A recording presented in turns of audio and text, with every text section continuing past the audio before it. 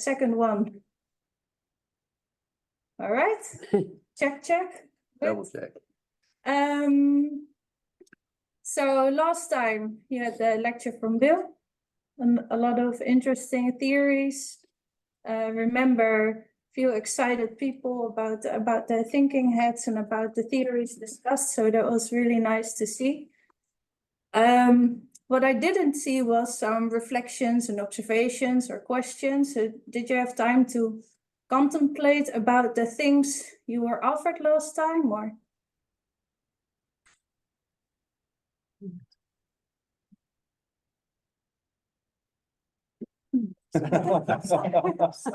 One month is fast. The month goes by fast, yes, it does. So for the next time, because it's for every session, please remember to take some time for yourself to reflect on what you've seen that day. So you don't necessarily have to share it with us, but it's nice to do so because we can share it with you again. For example, the reflection. I don't know if anyone of you listened to the podcast about Jumbo-Visma? Yeah. Did you like it? Yeah. Yeah, I liked it. Interesting. Yeah. Did you see the same resemblance with the me and we organization? Yeah, some points he was calling, he was like, oh yeah, that's typically me or typically we. So yeah, it was nice. Oh, good, nice. Yeah, thanks for that tip. That was a great example of a reflection and how to apply it. I think cappuccino is coming in, and then everybody should be all set. That's Thank you, Wilfred. What a gentleman. Thank you. No problem. Cappuccino? So also this time we've prepared just a few questions for you. So if you want to take out your phones, we can go to the painting.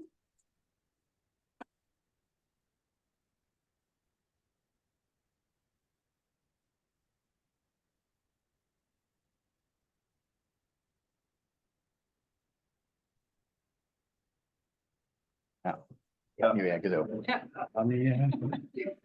Sorry, nu gaat niemand lukken.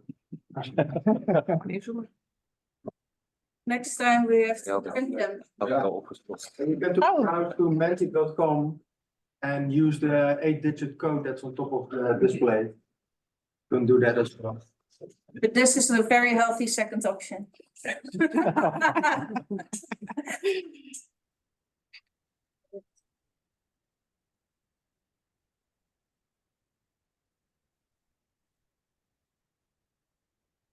So everybody's in. Then we'll start the first question. Okay, so here we have a reference to the last time. The exciting reactions was one thing. Now we're curious if you were able to use it one way or another.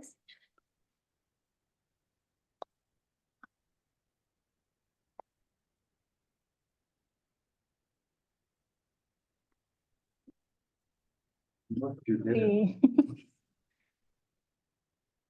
but one. Oh. Now, of course. Yeah. Where's the one? No, who did it? Who was the one? Yes. It was me. Do you mind sharing? Not hugely, but I shared the insights with my colleague and more or less tried, not all of them, but just a few of the heads, just to dedicate some time thinking about, well, benefits and risks, but also the gut feeling, etc. Yeah, but it's a beginning step, right? Oh, that's the best step you can take. Yeah. Yeah, great. So, and did you notice any effects in terms of focus maybe? Yeah, it helps because when you initially have an idea, basically you already worked out the positive elements about it. Mm-hmm. Hopefully. You're forced to also consider all the negative sides. Yeah. That helps. Great, thank you. Wonderful. I'll continue to the next question. Yeah. This one should be familiar.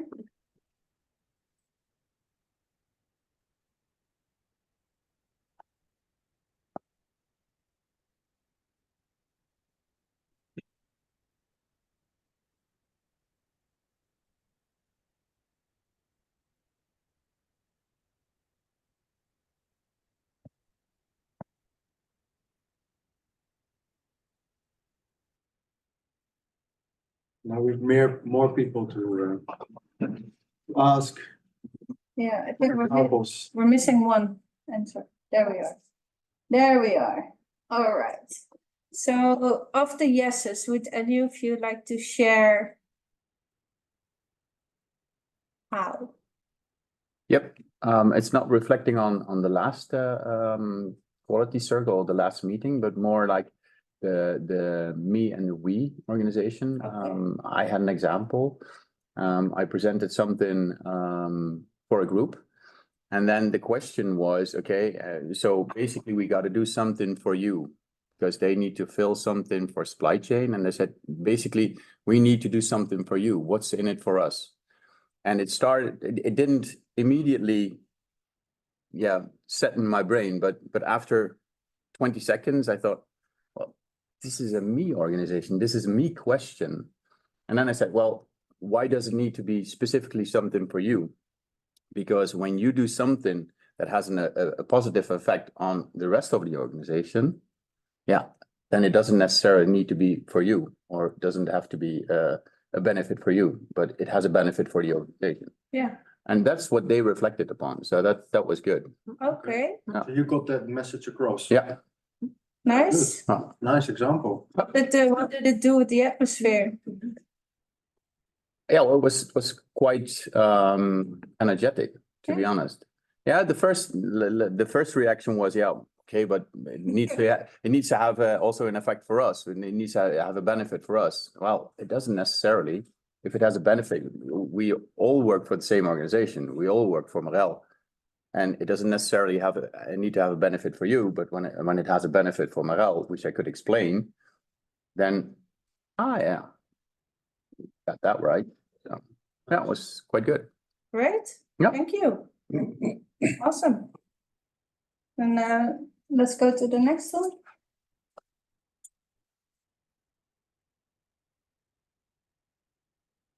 So that's going to be the effect. So that's one yes, Yes. because we already discussed it. Yep. It's probably the same amount of no's. Yeah.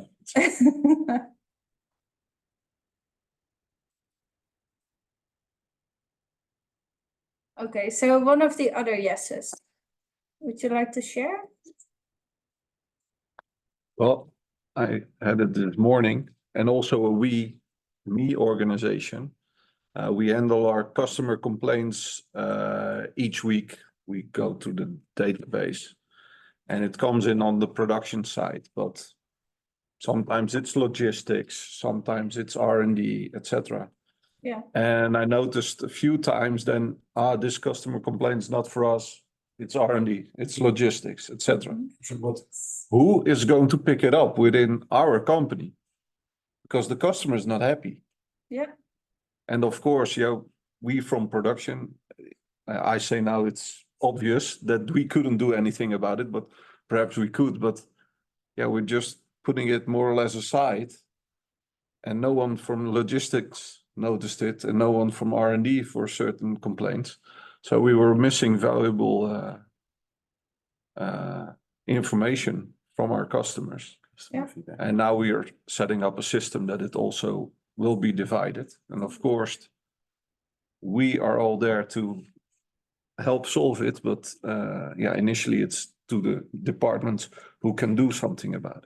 Great. Yeah. So you mutually agreed that it was worth the time to invest in a system where it's more coordinated, more central, that everybody's involved. Yeah. Amazing. Nice steps. Smart idea could be to use something like an AD method, which is multidisciplinary. So you will have the input from everyone Yeah. to solve the problem. That's It's a team effort. Yep, So Yeah. basically, Yeah. it doesn't care who's responsible, but we have to solve it all. Yeah, that's, that's what you were initiating. yeah, Yeah. that's more or less, yeah, Okay, the direction we're going. Yeah, yeah. oh, good, thank you very much. All right, then we have one more. No. All right, so last application session.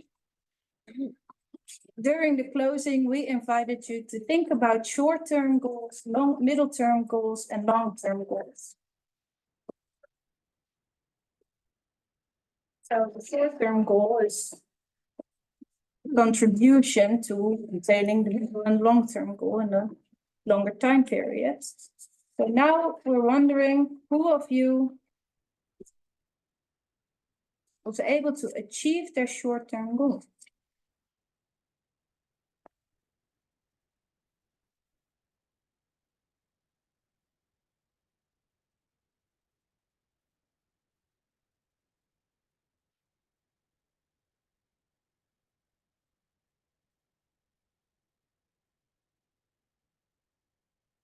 One more? Yes. All right, so that's better than last time. There's improvement there. Good. So we'll be talking about this some more in the closing during the day. Where you will have time to reflect on why yes and why no. And if yes, what's a good next step? So we'll pick it up at the end of the session. Okay, then we can go to the final question. This is, No, yes? no, it's not. We talked about this Monday. No. Come on, Please think help about me it. Please help me remember. I think this is it. Oh. No, it's not. Think about it. Anger management? No. I think the two of we have a problem. Yeah, we have a problem. Let me try to find it. Okay, well, let's hurry up. We don't have all day. I don't know. Okay, wait, I'll do it myself. Okay. I'll do it myself. If you want it done right, you have to do it yourself.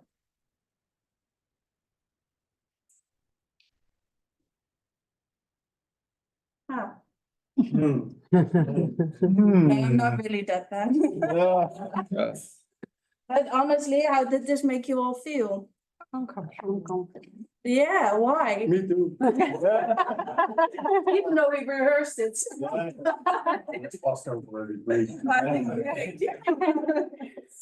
Uncomfortable, why? Because he's like openly punished Yeah, for yeah. things he didn't right. You're didn't do right. blaming culture, Yeah. I'm blaming, yeah, Yeah. I'm being total jerk right here. That's, yeah. So I was blaming him. What else? What else made this situation feel uncomfortable? Andre, do you have a suggestion? You could have taken this outside for a second. Right, yes. I mean, that's what I was always taught to do. When someone does something wrong or you want to tell them that they did, you take them apart and not in front of everyone, because then Exactly. I did this right in front of all of you. Yeah. Not the best. It's not in our culture that a woman is shouting to a man.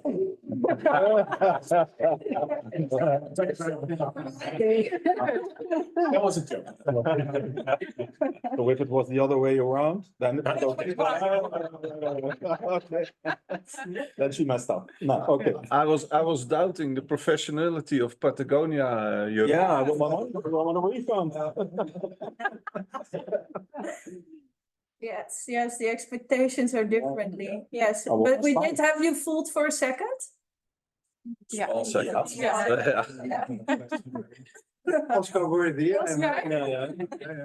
Yeah, and the whole goal was that indeed just to make the situation feel a little bit uncomfortable, and just by words and intonation. I didn't really shout at him. I think. Did it hit me I didn't, no, this time? I didn't. So, however, the words that I chose weren't really nice because of how I said them. And so that's also the theme of today, because we made a few steps already. In me and we organization, you learned a lot about it. Then we went to maturity of organizations, where we discussed that it takes more than a big jump to get there. And today the topic is drive out fear, which is also one of the 14 points. So we're taking that as a theme of the day, which includes fears, conversation, communication, and leadership. So that's what we're going to do today, because that's what you need to make the next small step within your organization.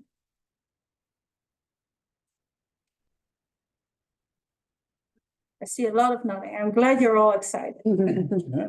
So, you know, that's not really me. So if you do have questions, don't be afraid. And then, sure, now you can actually go to To the next the question. next part. All right, and we're going to start off with another question in our Menti. Sorry. So you did have it. Yeah. There it is. No, so Yeah, you don't have to question our professionality. So we want to challenge you to describe types of fear that come to mind when thinking of what it means to you, and maybe how you experience fear in your lives, personally or professionally. So we can get an insight in how you view this word, fear. What is it?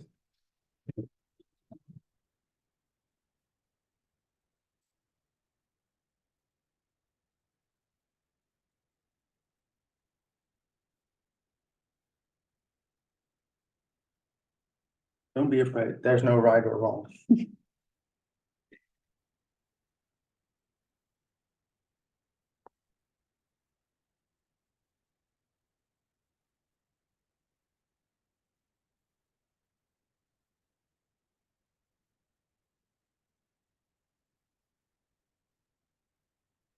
All right, yeah. We've got some examples coming in.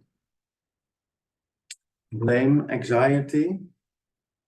So the bigger the word, the more often it's chosen. So anxiety pops up. Pressure, death, hesitation to express, the well-being of loved ones. Yeah, can imagine that one. Sickness. Exclusion, that's a big one. We as people, we are all social beings. And it's within our DNA to try and fit in, to not be excluded from the group, because that would mean death back in historical times. Blame, I see that coming up more often. Yeah, and definitely blame can lead to fear. And interesting, so when we were preparing this today's session, we talked to Bill and Frans, and something I took with me was a comment from Bill to view fear. You know, there's fear like anxiety, maybe you're nervous preparing a presentation. That's one type of fear. But fear within an organization where people don't feel safe because of lack of psychological safety, you are afraid of losing face when making a mistake, like I just did with my mentee. So, yeah, I think we have some great examples, both personally as well as professionally. I think most of us can relate to the fear of the well-being of your loved ones, maybe their health or such things. I see job is in there, maybe fear of losing your job. Could that be what is meant there? Okay. So,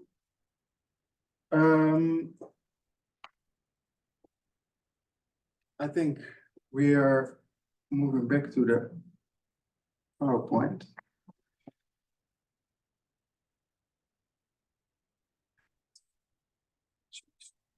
This bit. Now, I want you all to take a couple of minutes, 5 minutes, and write down examples of recent situations where you felt uncomfortable or where you may have experienced fear. Write those down in your journals.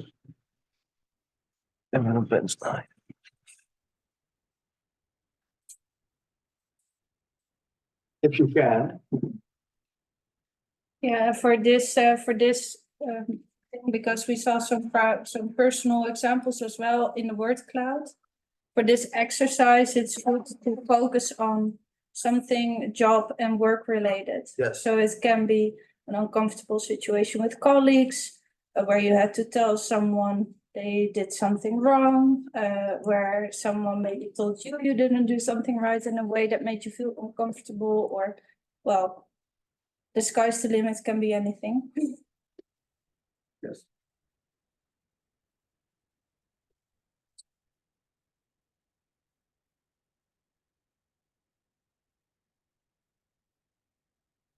Is bijna. Oh, yeah.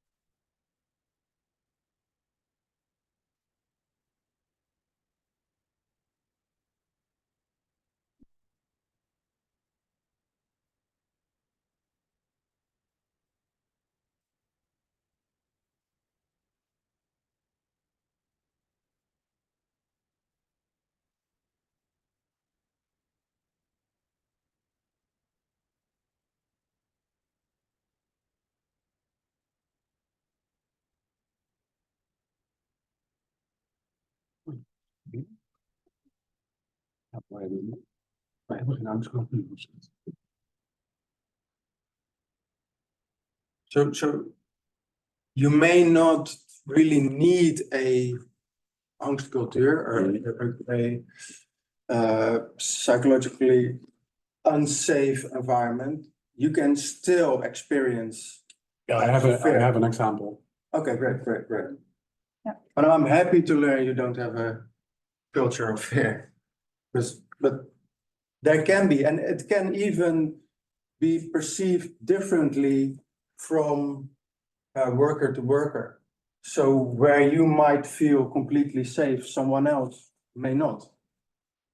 But an uncomfortable situation doesn't necessarily mean that you have a fear. Exactly. So Yeah, we put this a bit broader, because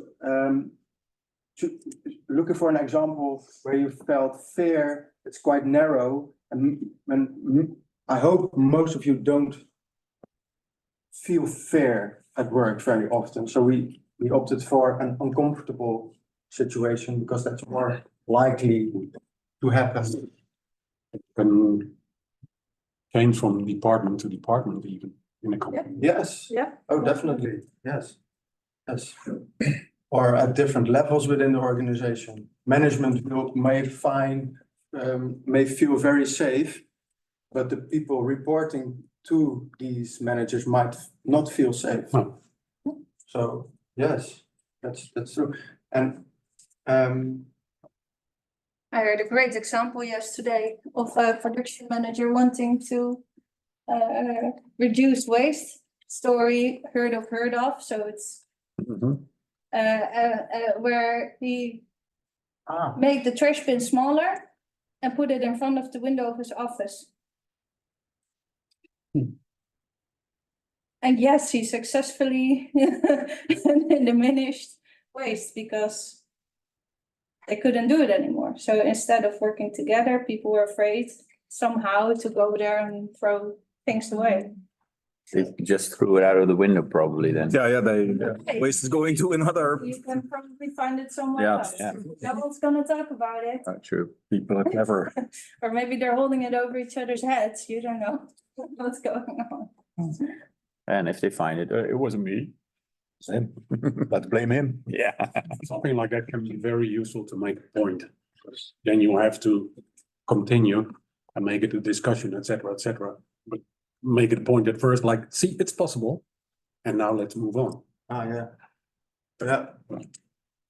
So I still see two people writing. Is it okay if I continue to the next slide, because we have a exercise planned for you guys. We already tried to group you, and the exercise is sharing the things you wrote down. So the examples of situations where you felt uncomfortable. And we want you to analyze these situations, discussing, well, first of all, what you experienced, but also what we can learn from it, and for example, what led to this situation and what happened as a result of this situation. So you can take it outside. We have couches over there. Het regent. Take it outside. Outside of this meeting. Very specific. Yeah, it's raining here, Bill, so we didn't want to go outside. And maybe we can ask, well, one group to stay, the group with Bert, Wilfred, Chantal, and Peter Paul, because Bert, of course, is online. Yes, and then maybe one person from group 3 can join Marjolein and Jacco because Jurgen is not here today. Yes. So Andre, would you feel That's fine. fine? Okay, good. So it's gonna be Marjolein, Jacco, and Andre. And then you have group 3, Deborah, then and.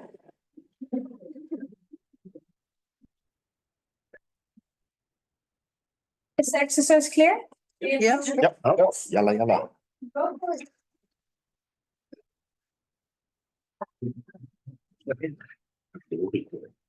Wat? We have about 15 minutes, 20 minutes. Hij was het.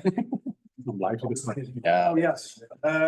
Nee, we moeten ook nog. Let's agree to return at, shall we do? 15 to 20 minutes. 15 to 20 minutes, so it's 14:34 now. 14, We'll call you back. we'll call you back.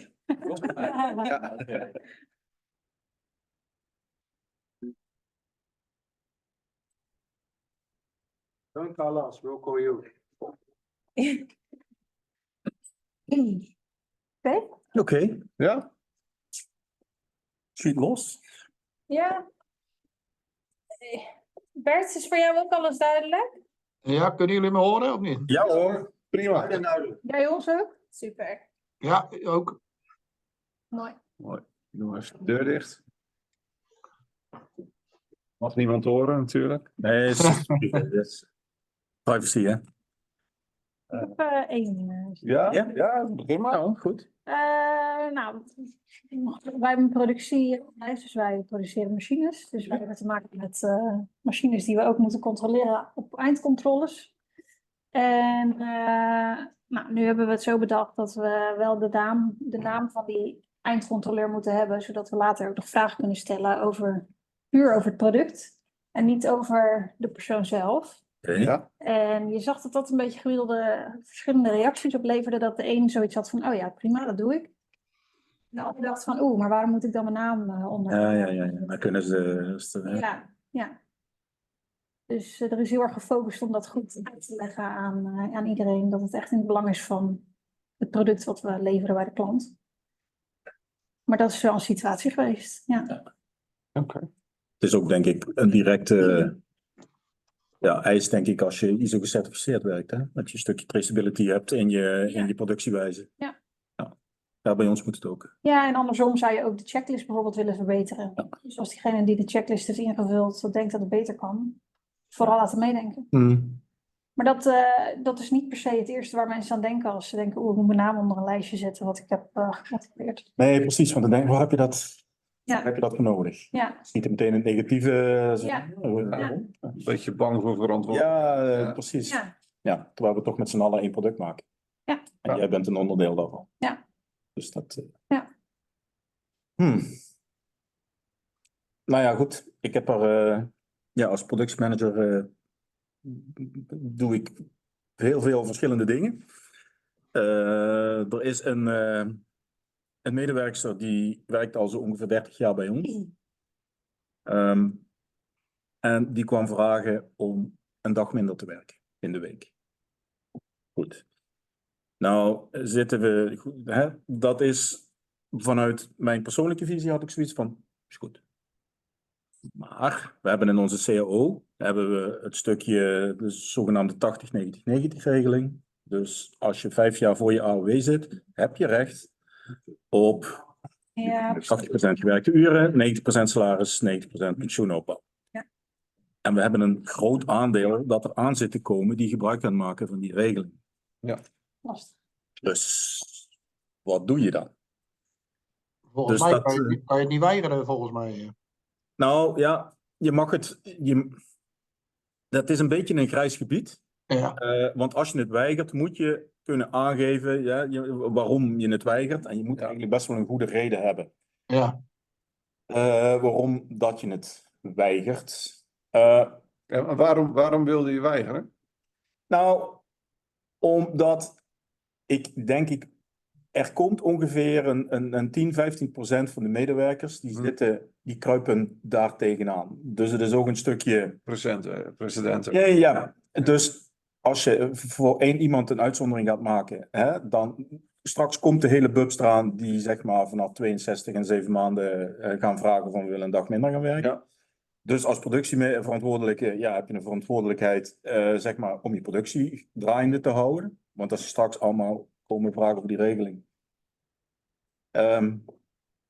Willen ze natuurlijk meestal allemaal de maandag en de vrijdag. Dus dat wordt al een uitdaging. Maar aan de andere kant, dat is het menselijke stuk. Ja, iemand die 30 jaar al bij je werkte heeft zijn of haar inzet te laten zien. En het staat niet voor niks in je CO. En het staat. Daar moet je je aan houden. Dus de mensen die komen vragen vanuit de 80-90 regeling. Ja. Kan ik het niet weigeren? Nee. Dus ja, dus het menselijke stuk en het CAO-stuk. Zijn er dan ook bijvoorbeeld mensen die in het belang van de organisatie, nou, is misschien niet altijd goed, maar zichzelf een beetje wegcijferen van, maar het gaat nog goed met mij, dus maar hou die vol 5 dagen wel. Zie je dat dan ook gebeuren? Zonder soort van denken? Nou, dan zit er meestal een financiële achtergrond achter. Dat de mensen zeg maar dat stukje salaris niet kunnen missen. Ja. Dus dat hoor je ook. Maar dat vond ik op zich wel een uiteindelijk heb ik het niet gedaan. Want dan heb je, want als ik het haar geef, moet ik het in principe aan iedereen die komt vragen. Want dan ga je onderscheid maken. Dus maar daar had ik, dat was wel even een hele vervelende, moet ik zeggen. Want er zijn geen winnaars hier. Er zijn alleen maar, wat dat betreft, alleen verliezers. Dus Het wordt ook nog erger met mensen met ouderschapverlof. Ja. Daar hebben wij ook heel veel gevallen van. Ja. En dat kan je dus ook niet weigeren. Nee, precies. Maar je bent als productieleider ben je wel verplicht om de boel draaiende te houden. En Ja. qua planning wordt dat steeds moeilijker, zeg maar. Dus Ja. Ja. Met deze heb ik wel geworsteld. Daar heb ik Ja. wel, eerlijk gezegd, wel even een paar nachtjes van, ja, shit. Ja, je gunt het iedereen, je gunt. En zeker, ja, Ja. deze medewerker heeft allang bewezen wat zijn waarde is voor het bedrijf. Dus tuurlijk. En het Maar- risico dat ze wegloopt. Dat ze zegt van joh, Ja, weet je, dan maar 0 dagen binnenkort. En, Ja, kijk, gelukkig is in de komen vragen ongeveer een jaar voordat ze, ja, zeg maar, recht heeft, volgens de CAO op die vrije dag. Ja. Dus, ja, goed, het enige wat ik dan, ja, goed, ja, sorry, maar ik kan het je gewoon niet geven, want dan is het hek van de dam. Ja.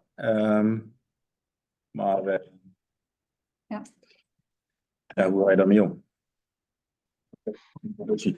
En dat, maar als inderdaad, het kan, dat is inderdaad besluit. Maar je leidinggevende directeur, et cetera. Ja, we hebben ook producten, maar wij hebben heel veel jongeren lopen. Ja. En op een gegeven moment hetzelfde, die krijgen allemaal... Ja, ouderschap. nou ja, precies. Nee, maar allemaal hartstikke goed. En die regels die zijn ook fantastisch. Maar tegenwoordig hebben ze ook, wat is het voor Ja, dat vaders? wordt heel lang. Heel lang. Maar dat maakt niet uit. Maar ja, als dat in cao's of arbeidsreglementen wordt afgesproken, dan zijn directies die zich daaraan conformeren. Ja, Als tuurlijk. bij jou 15 man aankomen die een dag in de week minder willen werken, dan betekent dat gewoon extra personeel. Dan betekent het extra personeel, ja. Kijk, een eentje kun je nog wel opvangen, 2 kun je nog wel opvangen, maar dan wordt het al... Maar heb je dit Dan wordt overlegd? Met Ja, met management. Oké. Ja. Oké, Was, ja. Dit moet wel een Ja. gedragen beslissing zijn. Ja. ja. Ja. Als iemand bij een andere manager gaat vragen, Precies. en die zegt, tuurlijk joh, Ja. geen probleem. Ja, dan ben ik meteen al mijn geloofwaardigheid kwijt. En is hierover gepraat met haar collega's bijvoorbeeld? Is zij bijvoorbeeld teruggegaan van, nou, wat ik nou heb meegemaakt? Ongetwijfeld. Ja, absoluut. Ja. Absoluut. Komen daar dan reacties op bijvoorbeeld? 0. Oké. Ja. Nee, want ze was natuurlijk not amused. Ik kan me best goed voorstellen. Ja. Dus ja. Ja, moeilijk. Oké. Nou. Maar is het zo dat je, of het er nou 3, 4 of 5 zijn, is het niet zo dat je het kan opvangen door ander personeel naar binnen te halen? Of niet? Ja, maar ja, kijk, als iemand 1 dag minder gaat werken, dan neem je niet meteen een nieuwe FTE aan. Dus wanneer ga je... Kijk, als de tweede weg is, of als de derde ermee komt, dan kun je langzaam... Ja. Dan ga je iemand naar binnen schuiven. Ja. Want dan ga je nieuw personeel aannemen. Ja. Maar ja, ik heb natuurlijk ook een voorplan te hanteren met budget, loonkosten, ja, noem maar allemaal op. Dus maar op een gegeven moment moet je personeel gaan inhuren. Ja, dat gaat niet anders. Ja, want je zal wel moeten anticiperen op hetgeen wat eraan komt. Absoluut. Je ontkomt er niet aan. Ja, dus ik heb Ja. maar, wat ik net ook al zei, niet iedereen die er recht op heeft, wil het. Ja, dus die hebben zoiets van, ja, prima, ik blijf Ja. lekker 5 dagen werken. Maar sommigen kunnen ook, ja, zeg maar het financiële stukje. Want ook qua pensioenopbouw ga je dan natuurlijk, heeft het consequenties. Ja. Ja. En dat is, kijk wat het qua salaris scheelt, dat kan ik zo uitrekenen. Maar een Ja. pensioen, dat is, ja, daar heb je niet echt een tool voor om dat dus het wordt een beetje, kijk, ik weet wie er in aanmerking komt en dat zijn er best wel. Maar je kan nu eigenlijk ook iedereen die hierna komt, heb je ook de beslissing voor genomen. Ja, correct. Want zodra je er eentje ja zegt, dan Ja. komt die mevrouw waarschijnlijk terug. Ja. Tenminste, volgens mij is het. Nee, daarom als ik nu ja had gezegd, Ja. wist ik zeker dat dat Ja. vlak daarna de volgende kwam vragen. Ja. En dan, ja, Ja, maar goed, ik bedoel het andersom. Hè? Dus de volgende, je hebt de beslissing niet voor 1 persoon genomen. nee, voor iedereen. Ja. Ja. Klopt. Ja, lastig. Aan de andere kant, het is natuurlijk niet voor niks in het leven geroepen dat die mensen die ouder worden, Ja, het nodig hebben. En absoluut. als dit tot ziekteverzuim gaat leiden, zeg maar, dat zij die 5 Ja. dagen het vol kan houden, maar die 4 dagen misschien wel, Ja. dan heb je nog een ander probleem. Ja, daarom. Ja. Kijk, en dan. Kijk, en nu heb je nog zoiets van, ja goed, het staat in de CAO, maar ja, het voelt ook aan de andere kant een beetje, ja, zoals een uitvlucht. Ja. heb je kans dat er andere managers binnen jouw bedrijf het wel aan andere mensen gaan gunnen of niet? Want Kans. ik denk dat je een bepaald beleid daarop moet hebben binnen het Nou bedrijf. ja, Als nee, jij maar het dit niet is. doet en de ander wel, dan... De beslissing is wel besproken binnen het managementteam. Dus iedereen. Dus, want ja, goed, ik zie het zomaar gebeuren dat inderdaad een andere manager wordt gevraagd. Die niet over de productie gaat. Ja. Die dan. Dat is makkelijker, ja. Natuurlijk, ja, je bent al zo lang hier dat. Ja, en dan ga je. Nee, het is wel. We hebben het onderling besproken. Gewoon, dit is de lijn die we nu gaan volgen. En ja, goed, is Ja. dat de leuke lijn? Nee. Nee. Maar ja. Ja, lastig hoor. Ja. Bert, heb jij een voorbeeld? Nou ja, ik heb het voorbeeld binnen een technische dienst, zeg maar. Ik heb een teamleider op non-actief moeten zetten. En ik merk binnen die afdeling, dat is 4 man. En dat kost me gigantisch veel energie nu om... mensen willen niet met elkaar praten, willen elkaar niet helpen, zeg maar. En ik heb de laatste nog nooit zoveel moeten praten. En het heeft me nog nooit zoveel energie gekost om dit weer een beetje aan de gang te krijgen, zeg maar. Dus, ja. Wat geven ze dan Ja. als reden dat ze niet... Is de reden? Nou, je hebt 2 jongens die zeg maar binnen de technische dienst het vuile werk doen, noem ik maar. Oké. En eentje die zit achter zijn bureau alleen maar de leuke dingen te doen. Het administratieve, mensen naar binnen halen, sturen. En als er dan die andere 2 vragen aan die ene van wil je me helpen? Dan geeft hij niet thuis, zo gezegd. Dus dat is een beetje het gebeuren wat er nu op dit moment is. En zelfs zo erg dat een jongen die al bijna 16 jaar bij me werkt, die gaat over een half jaar gaat hij terug naar Polen. Dat heeft hij aangegeven en die zegt van joh, ik ga maandag naar een uitzendbureau en ik ga kijken of ik die laatste 5 maanden hier in Nederland voor een uitzendbureau kan gaan werken. Dus dat is een behoorlijke uitdaging die ik heb. Dat is wel pittig. En dat heeft, eigenlijk heeft het niks met het ontslag van die teamleider te maken, maar meer dat je die rol hebt over moeten nemen. Nou ja, maar het heeft wel ermee te maken dat die teamleider het niet gemanaged heeft de afgelopen jaren, zo gezegd. Ja, daar kom je dan helaas pas achter. Ja. Ja, dus. En dan kom je achter veel meer dingen die je eigenlijk nog niet wist. En dat kost gigantisch veel energie, zeg maar. Ja. Komt er ook nog eens bij dat teamleiders of maintenance personeel best niet makkelijk te vinden is, zeg maar. Zonder last. Bezig. Dus. Ja, helemaal niet. Nee. Ja, dus. En wat je dan aangeboden krijgt, dat zijn dan mensen die in een fietsenzaak elektrische fietsen nagekeken hebben. Maar ja, dat is niet wat wij hier hebben staan, zeg maar. Nee. Nee, maar dat is inderdaad zo. We hebben ook 1,5 jaar gezocht en je krijgt van alles aangeboden tot. Hetzelfde tegenwoordig is iedereen als die ergens in een fabriek op een knopje aan-uit heeft gedrukt, dan ben je al operator. Dus worden ze aangeboden als operator. Ja, precies. Ja, dat kan en als je dan ook nog naar de bureaus gaat waar je deze mensen kan halen, nou, dan krijg je tarieven om je oren, dan denk je bij jezelf, joh, ik ga er ook voor werken. Want, Nee, maar als je zo iemand naar binnen haalt met zo'n tarief, dan heb je meteen heb je revolutie binnen je bestaande team. Want die vertellen elkaar alles. Ja. Dus dat, Ja, dat kan je nooit doen. Je kan nooit iemand voor meer aannemen. Hooguit dat 1 jaar en dan alles naar boven. Want je gaat nat. Je hebt echt revolutie. Dus. Ja, dat is een vervelende situatie. Ja. Absoluut. Ja, want je kan het voor niemand goed doen. Nee, zeker. Niet voor iedereen tenminste. Dus het is een hoop praten wat een hoop negatieve energie kost, zeg maar. Ja.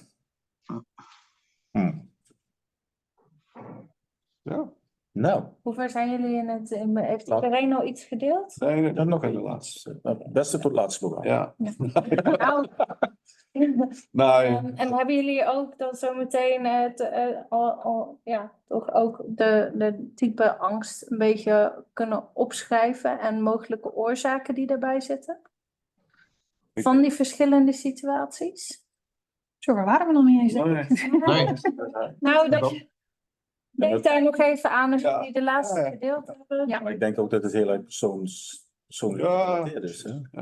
Hoe ga je ermee om? We hebben laatst gestoeid met dat diskprofiel. Oh ja? Dus ja, Dus de een heeft er wat meer moeite mee dan de ander. Ja. Disc hangt ook heel erg af van hoe je in je vel steekt. Zullen we verder gaan? Want je onderbreekt onze... Nee, we hebben net geoefend dit, hè? Nee, even net... Ik zal niks meer zeggen. Ik hou mijn mond ook, ik durf niet meer. Nou ja, kijk, in principe denk ik dat iedereen hier om tafel en niet echt bang is, maar het zijn gewoon hele ongemakkelijke momenten waar je tegenop kijkt. Ja. Nou, goed, ik heb ook wel gewoon, waar ik vaak het meeste zogenaamde angst voor heb, is als je iemand ergens op aanspreekt, en dan maakt het niet uit op aanspreken, maar dat het gesprek in een wel eens niet dus discussie eindigt. Dus dat vind ik verschrikkelijk. Maar een voorbeeld van gisteren. Ik moest binnen ons bedrijf, wij hebben 1 keer per kwartaal een meeting en dan komen alle operationele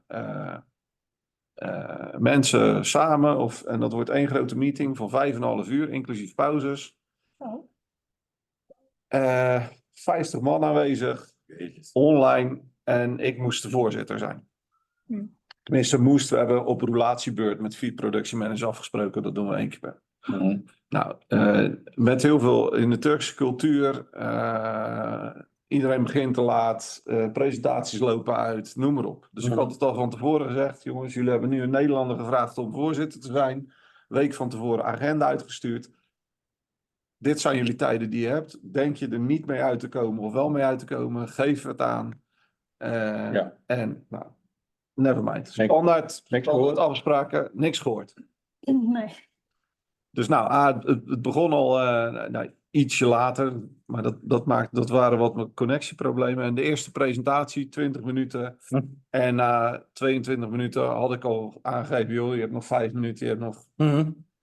En hij ging nog verder, dus die heb ik afgekapt. Maar wat ik dan met name vervelend vind, het is via Teams. Zij zaten in grote vergaderzalen, ook wel verspreid. Je zit in je eentje, je moet hard ingrijpen en je merkte gewoon dat ze echt over de zij kwamen. Je kan niks meer. Je zit achter je pc'tje. Daarnaast is het... En de volgende geeft... Nou, gelukkig staan er een aantal mensen bij ons op kantoor ook ingelogd. En die zeggen dan, ja, goed gedaan. Eindelijk is iemand die er werk van maakt. Maar dat was wel... op dat moment van aanspreken dacht ik wel van, ja... Je kan ook niet 10 minuten later even tijdens een pauze met iemand even 1 op 1 zeggen. Het moet gelijk ten opzichte van 50 man moet het gebeuren. Dus dat was een pittige. Dus ja, en wat ik eigenlijk opgeschreven heb, playing the bad guy is niet mijn beste kans, zeg maar. Playing the bad guy is not your cup of tea. Ja, inderdaad. Ja. Dus dat, maar het moet gebeuren. Ja. Maar goed, we moeten zo een voorbeeld geven. Ja, nou, je hoeft niet 1 voorbeeld uit te werken, maar welke? Ja, even een soort omschrijvende woorden voor het stukje onderliggende veer, wat het dan oncomfortabel maakt. Ja. Dus is dat inderdaad, playing the bad guy, of bad cop moeten zijn. Dat is dan een type, die zou je kunnen omschrijven als type. En wat ligt daar dan aan ten grondslag? Waarom voelt dat oncomfortabel? Is dat je positie? Is dat je aangezicht? Is dat aardig gevonden willen worden? Dus daar ligt iets onder wat eraan bijdraagt waarom dat specifieke type oncomfortabel is. Of gebrek aan luisteren, gebrek aan overzicht, gebrek aan structuur, gebrek aan... Maar zou dat ook cultuurgebonden kunnen zijn? Bijvoorbeeld de zinvol van Lean en Six Sigma, noem maar allemaal op. Hè? Dat heeft zijn oorsprong in Japan, hè? Ja. Kijk, daar is iedereen, als ik jou het zeg, dan yes. Ja. En dan knik je en dan doe je dat. Ja, daar is die hiërarchie. En wij zijn allemaal van het, maar we doen het allemaal. En wat wij zijn onderdeel van een groep. En wij Nederlanders, wij staan bekend als degene die altijd de vervelende, lastige vragen stellen. Ja, dat is onze culturele behoefte aan vrijheid. Ja, dus dat ligt eraan ten grondslag. Nee, maar ja, dat is wel, kijk, wij willen allemaal op gelijkwaardige Ja, dat is het. niveau met elkaar praten. Wel aardig gevonden worden. Ja, en iedere mening telt mee. Dus met als gevolg dat je er soms ook gewoon helemaal niet uitkomt, omdat iedere mening moet meetellen. Dus dat. En je hebt de directheid, je wil vooruit, je bent bezig met een Ja. doel. Dus soms doe je wel dingen die daar, maar ja, heb je toch kanttekeningen.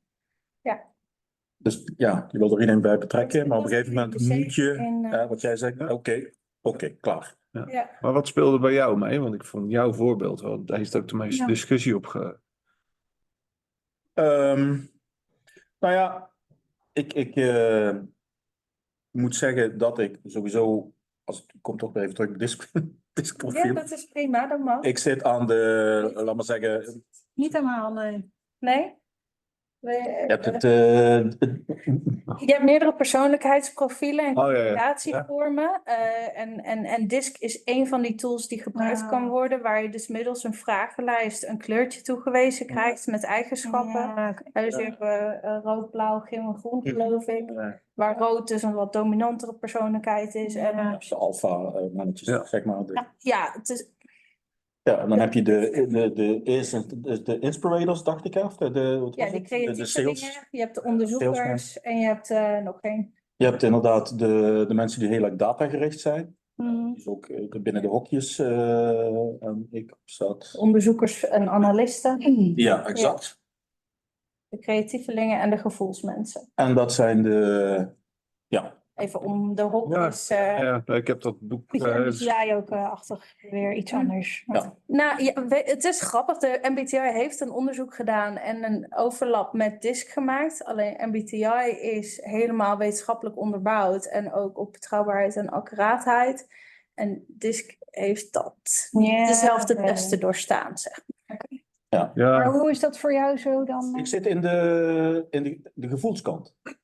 En dat is natuurlijk altijd de vraag: kun je dan überhaupt manager zijn als je daar zit? Ja, Want dat wordt natuurlijk altijd gedacht van ja, dat is veel te soft. ja, precies. Ik bedoel, je moet manager, dat zijn wat die rode alfamannetjes, rode stropdas, vuist op tafel en dan gaat het allemaal goed. Nou ja, zit er iets anders in. Kijk, ik heb altijd zoiets, een goed managementteam, dan heb je van alles wat. Ja. Dus je hebt inderdaad, ik kan wat dat betreft heel lang aarzelen, treuzelen. En dan heb je zo'n rode nodig. Want nu gaan we het zo doen.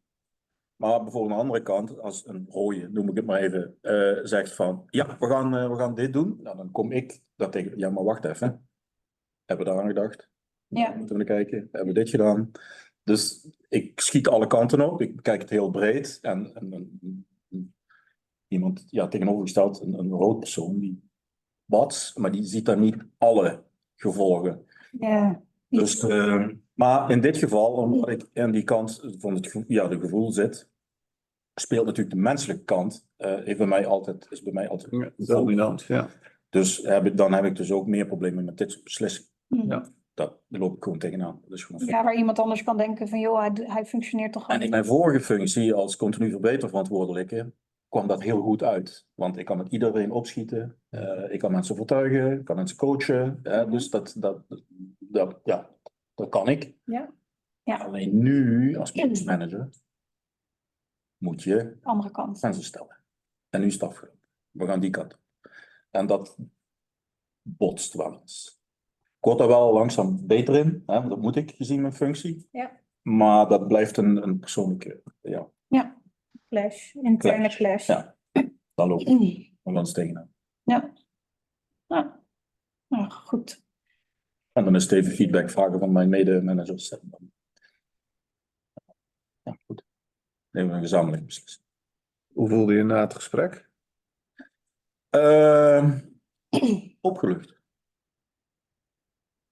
Was het klaar? Dat is klaar, ja. Ja. Ja, waarschijnlijk met een aanloop naartoe. Je hebt ook twee dingen, zeg maar, vanuit je emotionele kant. Je bent echt de people manager. Maar als je het op feitelijke dingen gaat bekijken, zeg maar, dan feitelijk gezien zit jij met een probleem met de planning, zeg maar. Ja. En die krijg je niet ingevuld. Nee. En inhoudelijk van binnen zou je het liefst die mensen wel 4 dagen in de week laten werken. Ja. Alleen jij krijgt het niet rond met je Ik planning. krijg het mijn planning niet meer rond. Exact. Exact. En- ja, en dus dat dat is- zijn, ja. Ik heb dan ik ben ook zelf zo'n people manager en ik zit ook altijd de weekend te wegen. En waar ik heb dan een directeur gehad. Nou, Die- ik ben hij gelukkig zegt, niet je de moet, het enige. je moet proberen het uit de emotie te trekken. En probeer het feitelijk te houden. En wat zou je feitelijk doen? Ja. Kijk, meestal weet je het antwoord al, hè, wat juist is. Maar je vindt het gewoon moeilijk om die stap uiteindelijk, om het tegen die mensen te zeggen van, nee, sorry, gaan we niet doen. Want je hebt iemand geen 5 gegeven. Eigenlijk zoiets, weet je het al. Geen Ja, pre, hoe heet een dat? soort nog 5 jaar voor je pensioen een dag minder. Die werkt al 30 jaar bij ons en die kan vragen voor een dag minder. Maar er komt een hele trein aan mensen aan die straks van de 80-90 regeling gebruik gaan maken. Ja. Dus dan krijg ik mijn productie komt in gevaar. Ja, Dus als ik haar in dit geval, ja, dat toezeg. prima, vanuit mijn persoonlijke gevoel. Ja. Ik gun jou dat. Ja. Maar aan de andere kant, ja. Buiten het feit, ik krijg inderdaad, wat Bert zegt, problemen. Ik heb een productie te draaien. Mhm. Maar als ik het haar gun, moet ik het iedereen. En dan heb je een probleem. En dan heb je helemaal een probleem. Ja. Maar goed, de boodschap aan zich tegen iemand die al 30 jaar bij ons werkt. Ja, dat is natuurlijk niet. Dat was oncomfortabel. Dat was behoorlijk oncomfortabel. Dat begrijp ik. Maar Ja. Begrijpelijk, ja. Ja, ik denk... goed, we kijken elkaar weer aan. Dus, Ik denk dat je van straal neemt als je daar helemaal niet... nee, maar ze heeft, volgens mij heeft ze ook daarna. Volgens mij heeft ze me 3 weken niet meer aangekeken. En dat, Maar het is, we zeggen elkaar in ieder geval weer goedemorgen. En Ja. Wacht. het is, maar het is, ja. het is ook lastig. Je hebt een CAO. Nee, maar ook mensen, vorige week een collega of de week terug daarvoor. De moeder lag op sterven. Ja. Belt me op. Ja, we gaan de laatste periode in. Ik pak zorgverlof. Ja, nou, dan gaan we weer. Ja, pak zorgverlof. Oké. Is het, je bent je moeder aan het verzorgen? Of, want we gaan natuurlijk ook niet allemaal ingewikkelde vragen stellen op zo'n moment als iemand je dat vertelt. Ja. Nee, die ligt in het ziekenhuis en dus dan zit er een stemmetje achter je hoofd. Ja, maar dan is het geen zorgverlof. Dan ga je dat op dat moment zeggen. Ja. Ja, Ja. ik niet in ieder geval. Ik zei ja, goed, we parkeren dat even. Je hebt een ander ding aan je hoofd, komen we daarna wel op terug. Maar dat soort, ja, Ja, is denk je van, moeilijkheidjes. hoe ga je dat, Ja. hoe hou je het menselijk? Ik gooi dat soort dingen gewoon keihard terug. Ik heb hem aangegeven, ook wij werken met een 5-ploegendienst. Ja. En we gingen uitbreiden, nou, zoveel procent erbij. En dan 1 man per ploeg erbij. Ja, maar dat is niet echt 1 man erbij, is eigenlijk 1,4. Je zit met verlof van. Ja, precies. Nou. Out of the question. Maar als ik dan deze vragen krijg, dan heeft het management een probleem. Want ik heb al aangegeven, als we productieuitbreiding gaan doen, ik heb zoveel mensen nodig en ik krijg ze niet allemaal. Mhm. Ja, die ene die ik niet kreeg, had dit op kunnen vakken. Ja. En ja, dat is eigenlijk hetzelfde met die pensioen. En wij hebben heel veel jonge mensen die nu, Ja, precies. En ik weet niet, 12, 13, 14 weken ouderschapsverlof krijgen. Noem maar. Nee. Nou, ik ben zelf ook vader geweest van kleine kinderen. Ik ben nog steeds vader. Maar ik kan me eigenlijk wel voorstellen dat het lekker is. En ja, die regels worden afgesproken. Directies conformeren zich daaraan. Nee, dat is dus... Ja, maar wij als productieleiders krijgen het terug. Want inderdaad, als je die extra man niet krijgt en het is ziek, jij mag wel zorgen dat die productie blijft draaien. Ja, maar uiteindelijk komt er minder productie en dat zijn consequenties. Het zal bij jou niet veel anders zijn, want als de mensen op een ene manier hun zin niet krijgen, dan of ze, als je van die briljantjes erbij hebt, ja, die gaan zich ziek melden. Ja. Die pakken het zich wel op een andere manier. Ja. En daar loop je als productiemanager tegen. Ja, dat is... Wij zitten nu met die jonge mensen die dan net ouder zijn geworden en langere... Maar die zijn ook nog jong, hè? Dus de vaders nou? 6 weken? Nee, langer hoor. Best wel langer hoor. Ja, veel langer. Niet precies. Ik weet het ook niet aan. Maar je gaat zo naar 12. Ja. Oké. Maar het zijn allemaal jongeren hoor. Ik word er helemaal gek van. Ze hebben enorm arbeidspotentieel. Dus het conflict is gewoon van ik ga morgen naar de buurman en ik van... Nee, dat is zeker waar. Ja. Ja. Zeker waar. Maar goed. we hebben natuurlijk ook regelmatig gesprekken met nieuwe, we zijn natuurlijk de beroemde generatie Z en noem maar allemaal op. Ja. Maar ja, je hebt inderdaad te maken met een compleet andere generatie.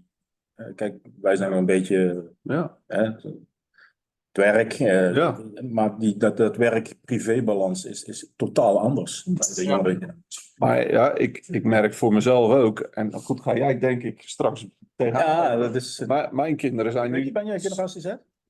Nee, Nee, maar omdat ze zwanger, omdat ze zwanger is. Nee, maar ja.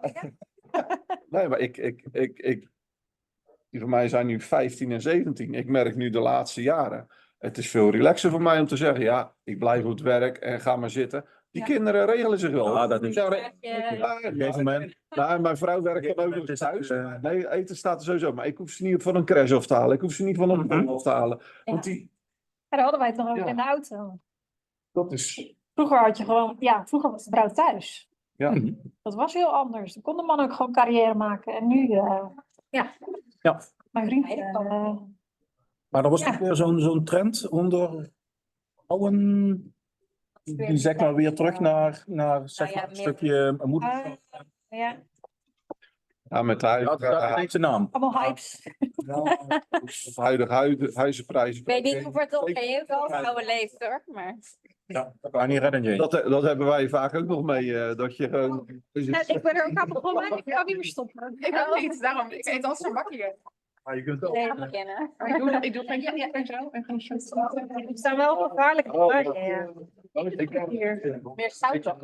Ja, Ik ben aan het internet vast. Ik eet toch gewoon wel klein. 7 uur 's avonds en 11 uur 's ochtends. Al die cursussen geven, mag je notief. maar dat Nu eet ik gewoon wat ik... dit is gewoon normaal, hè? Tussen 7 en 11 uur. Oh, nou ja, 11 uur. Ik sla mijn ontbijt over. Ja. Zo. En heel veel koekjes en chips s'avonds. Dit is echt cola's. Dus geen calorieën, laat ik zo zeggen. Calorieën. 7 uur. 11 uur. Ja. Eet ik ook niet meer. En na 7 uur 's avonds. 11 uur. Mijn man heeft dat ook een tijdje gedaan. Was even vanuit. Ik beviel hem uiteindelijk toch. Even kijken, heel vet. Oké. Aandacht. Hey, top. Ik dacht, ik ga ze per stuk een paar even vragen. Maar als ik zeg heel vet, dan is iedereen stil. Dus, Ik was waarschijnlijk de enige die vraagt. Jullie hebben het zo gezellig met elkaar. Kijk uit, anders wordt het bang. Maar dat vind ik... Ja, je hebt pas op. Die angst zit er goed in nu, hè? Okay, yeah, I will switch back to English because they were probably listening in, even though we're not. Yes. taking a nap. Yeah. I see my microphone. Oops, I'm talking English again. Great. Yes. So it's great to see and hear all of you talk to each other. It's amazing how much comes from just a first exercise. I have the feeling that that you all are okay with doing this the whole afternoon. So take that information and find each other. Not this afternoon because we have other things, but yeah, take the experience with you and use it, because it's nice to talk to peers about issues and to find that you're not alone. Yeah. And that there's a lot of recognition. So yes, use it. Then for the exercise, I am curious what types of fear, or so other descriptions for fear, because fear is a powerful word and it triggers, well, not scared or like it's not that big, or so that's why we made the exercise about an uncomfortable situation, because there is a feeling there that makes it uncomfortable. And if there's an uncomfortable feeling, it may prevent you from doing something again, or trying it again, or using it on a different way, or maybe you not want to talk about it at all. So it does resemble a type of fear. And then there are causes underneath it. So we invited you to analyze the situations and think about types of fear and possible causes.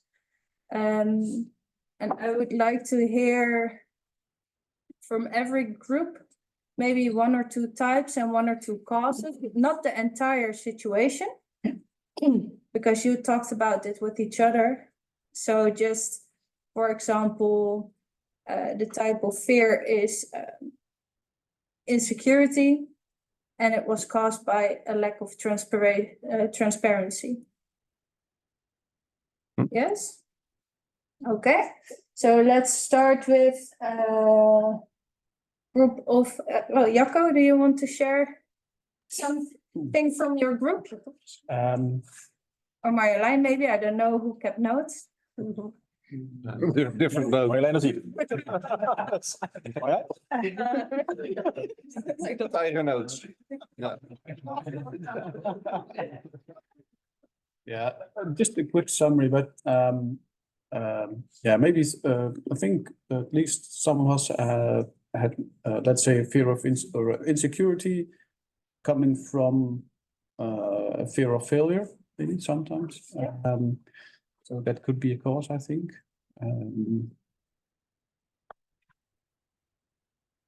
Yeah, that's basically That's the biggest one you have. biggest analysis we've made.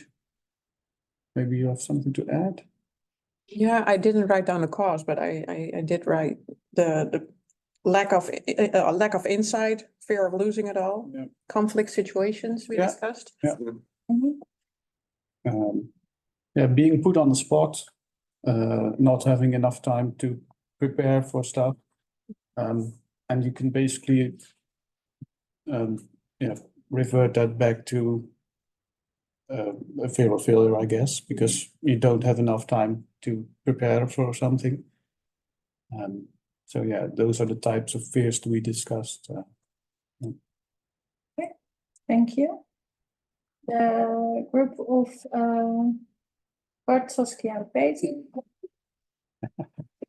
Well, basically, it's not. Peter? Yeah. No, we discussed it though. Oh, you We talked about agreed it upon it, so we said, okay, preparation was there. yeah, I'm Great. gonna present it. So the lack of being understood. So it's not really a type of fear, but yeah, inconvenience or yeah, difficult situation is lack of being understood. So if you're in a communication and you say something and the other one ignores what you're saying, or doesn't acknowledge what you're saying, or doesn't understand what you're saying, and yeah, that is an uncomfortable situation. That was, at least for me, it was an uncomfortable situation, Yep. resulting also in frustration and anger. I wouldn't say rage, but anger. And the cause of it, as far as we analyzed it, is that we have maturity difference. I'm coming from automotive and aviation industry. Yeah. And the organization is at a much lower level. And this maturity difference also, for me, creates a lack of speed in change. Because I want us to grow faster than the organization is willing to grow. So. So there's discrepancy in vision at that point. Yes. No, not necessarily in vision, but more like the speed we want to change, we want to transform it. Nice analysis. Good, thank you. Did he forget something? No. No. I made the notes, so. Okay, and then Deborah, Ben, and Willem.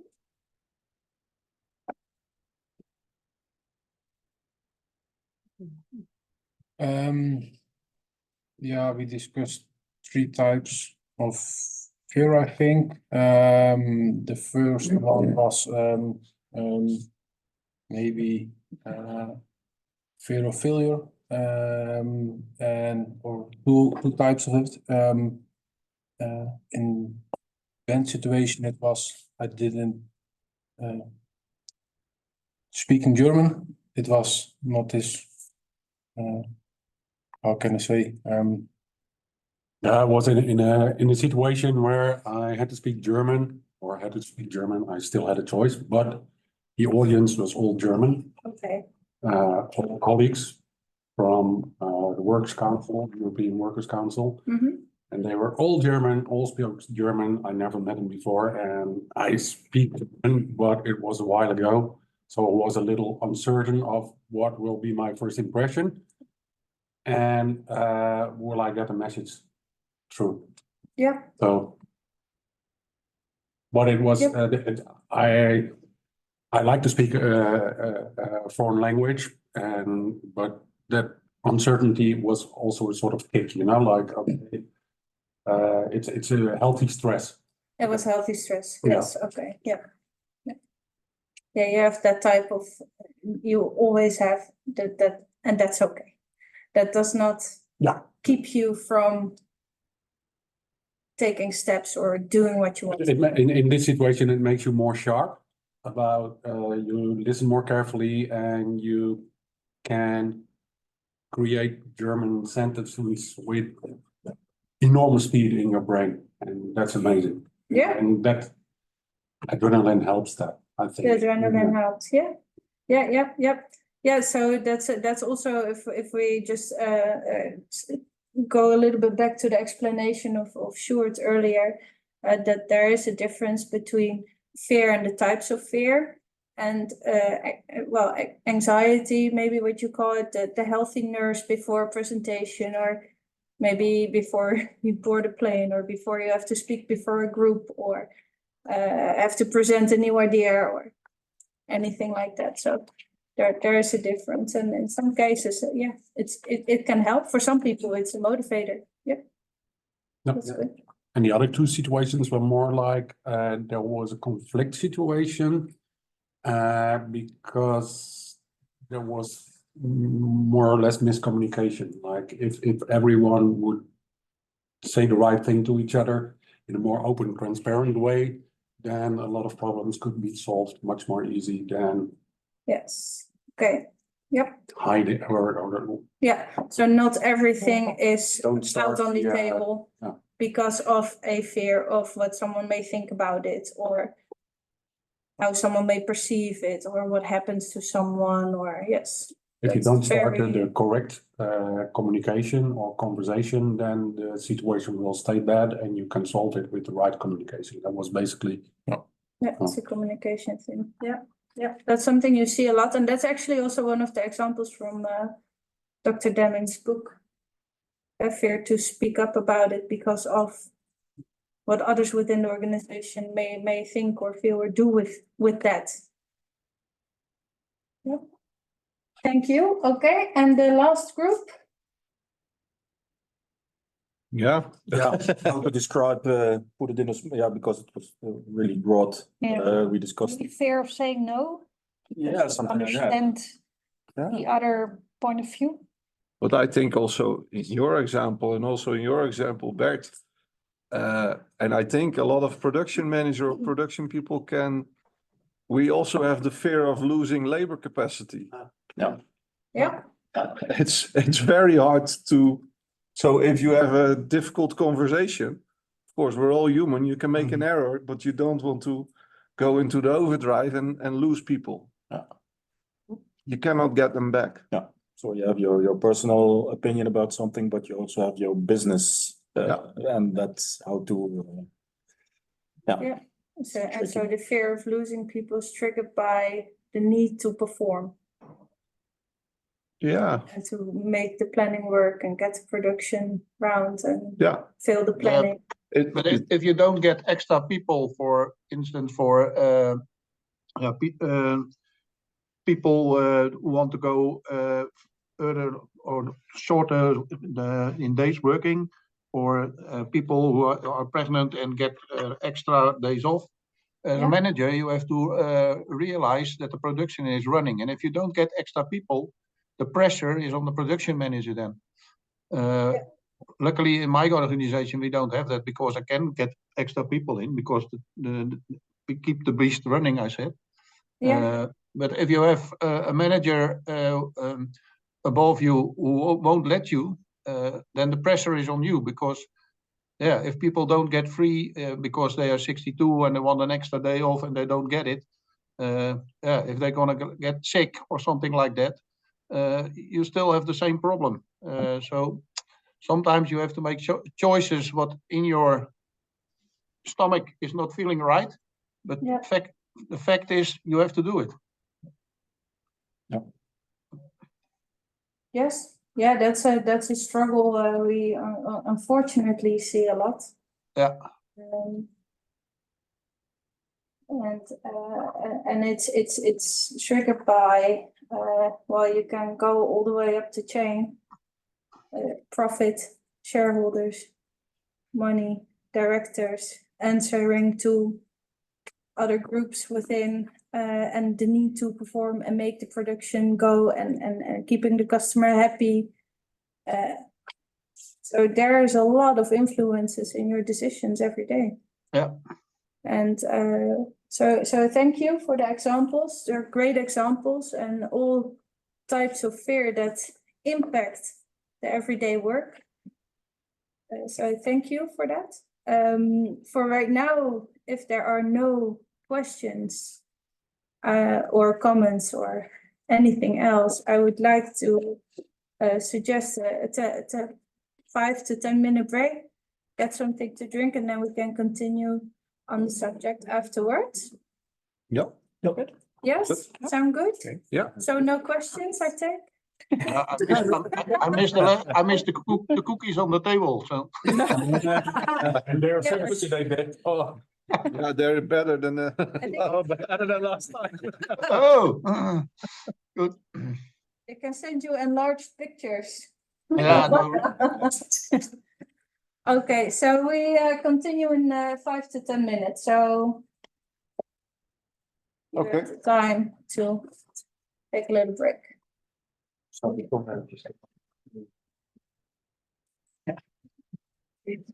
Raampje open, ja.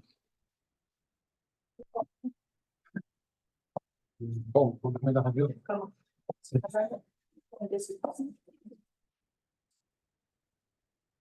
Nee. Ik heb een hele blauwe en hele rode foto's die ik opgestuurd heb.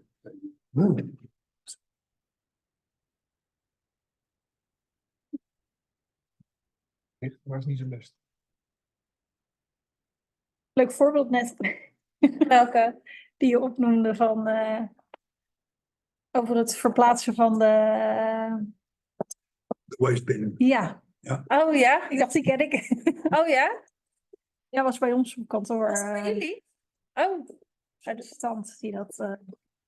Die heeft de job gekregen. Die gooide hem eruit. Ja, die is meteen aangenomen. Ongelooflijk, hè? ja. Ja, ik denk, ik zeg even via. Het hoeft niet echt, maar ja. Ja. Ja, dat is echt. Fijn dat hij niet de job heeft gekregen. Dat... Nee, dat was wel duidelijk. Dat, ja. Ja, als alles zo simpel was. Ja. Ja. Je ziet het regelmatig hoor. Ja. Would you like to have anything to drink? Oh, coffee would be wonderful. Of course. Ja, also voor mij. Coffee? Ja, cappuccino. Yes. Cappuccino. Okay. Peter? Thank you. Half liter. I'm good, thank you. Maak er een bleek schuldenbrouw. En Schuldenbrouw. and a cappuccino, please. Thank you. Er wel lekker chocolade's bij. Mee. Langs de podcast al. Langs de opdracht. In? Ja. In de auto. In de Had opdracht. je je mailtje nog gevonden? Oh, moet je niet aan denken. Nee. Ah, jawel, dat is leuk. Even kijken wat ik. Nou ja, je had Goed ook voorbereid. gereageerd van, oh ja, jammer. En misschien over een paar maanden dat we dan nog over na kunnen denken. En voor nu zal ik het geleerde proberen toe te passen bij collega's. Ja. We lopen, Gaven voor lopen mee. die ik dan mee heb gemaakt. Kids lopen ook nog allemaal mee. Hoeveel zijn ze? 18? Ja, ik vond het vooral jammer dat het niet doorging. Maar Ja, een dorpje klimmen. Ja. het is misschien wel Limburg. Limburg. Limburg. Zo Limburg. Zaak, hé. Limburg. Ja, we kunnen altijd nog even kijken. Maar we hebben een idee voor, Zo Limburg, jongen. ja, voor jullie. Volgend jaar. Word jij minder Limburg? Limburg, ja. Ja. Quality Circle. Nee, maar ja, goed. Precies. Schilder. En We staan het allebei. Nee, ja, maar dat is... kunnen zeggen, Ja, zeker. Het verschil. voor alleen die dag. Dat hadden wij met deze Quality Circle ook een paar open inschrijvingen erbij. Ja. Dus mensen die alleen voor de dag kwamen en Ja. nou, Wilfred heeft Afstaan. toen bijvoorbeeld gesloten om de hele cirkel te volgen. En er zijn Ja, als ze echt die hebben gezegd nee, staan, dan ja. we hadden en Nou, ik werk in we gaan weer ons eigen ding doen. De eerste dag die we hadden in. Ja, die eerste dag in het hotel. Ja. Ja. Konden ze daar aan. Het is gewoon wel interessant. En in Breda ook. Zeker ook omdat je andere mensen Nee, spreekt. Toch weer misschien echt plat. relaties. Nee, maar er zijn ook dorpjes in Zuid-Limburg, bijvoorbeeld in Vaals. Echt iemand die dialect spreekt. Echt helemaal niks van. Dat is, denk je van, ja, dat is 20 kilometer verder. Ja, Kerkrade ook. Kerkrade is ook zo. Ja, dat is... Ga je ook bijna. Ja, Het issue is, ga je bijvoorbeeld bij die simulatieoptrappen, dan zie je in zo'n Mensen in Limburg. positie van, oh, Dat wil denken. ja, hadden ze gewoon in België moeten... Schoonvader, ja, is Hadden ze gewoon in België moeten... die is in Limburg opgegroeid. Ja, Eigenlijk. dat wil dat niet zeggen. Ja, of Duitsland maakt mij het uit. Ja, maar die zei altijd, die kwam uit Zuid-Holland. Dus zijn vader ging voor de mijnen, ging hij naar Zuid-Limburg. klaar we waren al gaat niet snel doorlopen op deze manier. Nou ja, ik heb Hij heeft al ook de tantes. met Spoorman en dus zouden we dat ook met de Lego-simulatie kunnen doen. Daar hoor je gewoon wel het Die Lego zachte ja, hoor je allemaal. zou je, Die hebben echt altijd sowieso de light versie zou je ook best fantastisch zijn ze op. Maar ze waren altijd Hollanders die in Zuid-Limburg woonden en daarna weer teruggegaan. simulatie. Ja. Basis. Als ze in Limburg waren, waren ze Hollanders. En in Holland, zeg maar in Zuid-Holland waren ze Limburg. Ja. Dus daarom moest ik even denken aan Limburgers en... Ja, dat geloof ik. Elkaar helpen. Oké. Al het management Als je erbij zet. helemaal Duitsers. Dus wij die altijd Duits. Alle managementgraden waren gewoon in Duits. Dus ik spreek ook redelijk Duits. Ook eens eerst. Ik zei altijd, ja, daar heb je die Hollander weer, de Nederlander. En als ik dan in Boksel was, ja, die zit de helft van de dag, die lult die Duits. Dus Zie nodig. Nou, is goed. zeg, jongens, Uitgeschreven instructie. buitenlander. En dan ben je allemaal... Ja, ben ik dat. Ja, in Duitsland ben ik de buitenlander, in Nederland ben ik de buitenlander. Ja.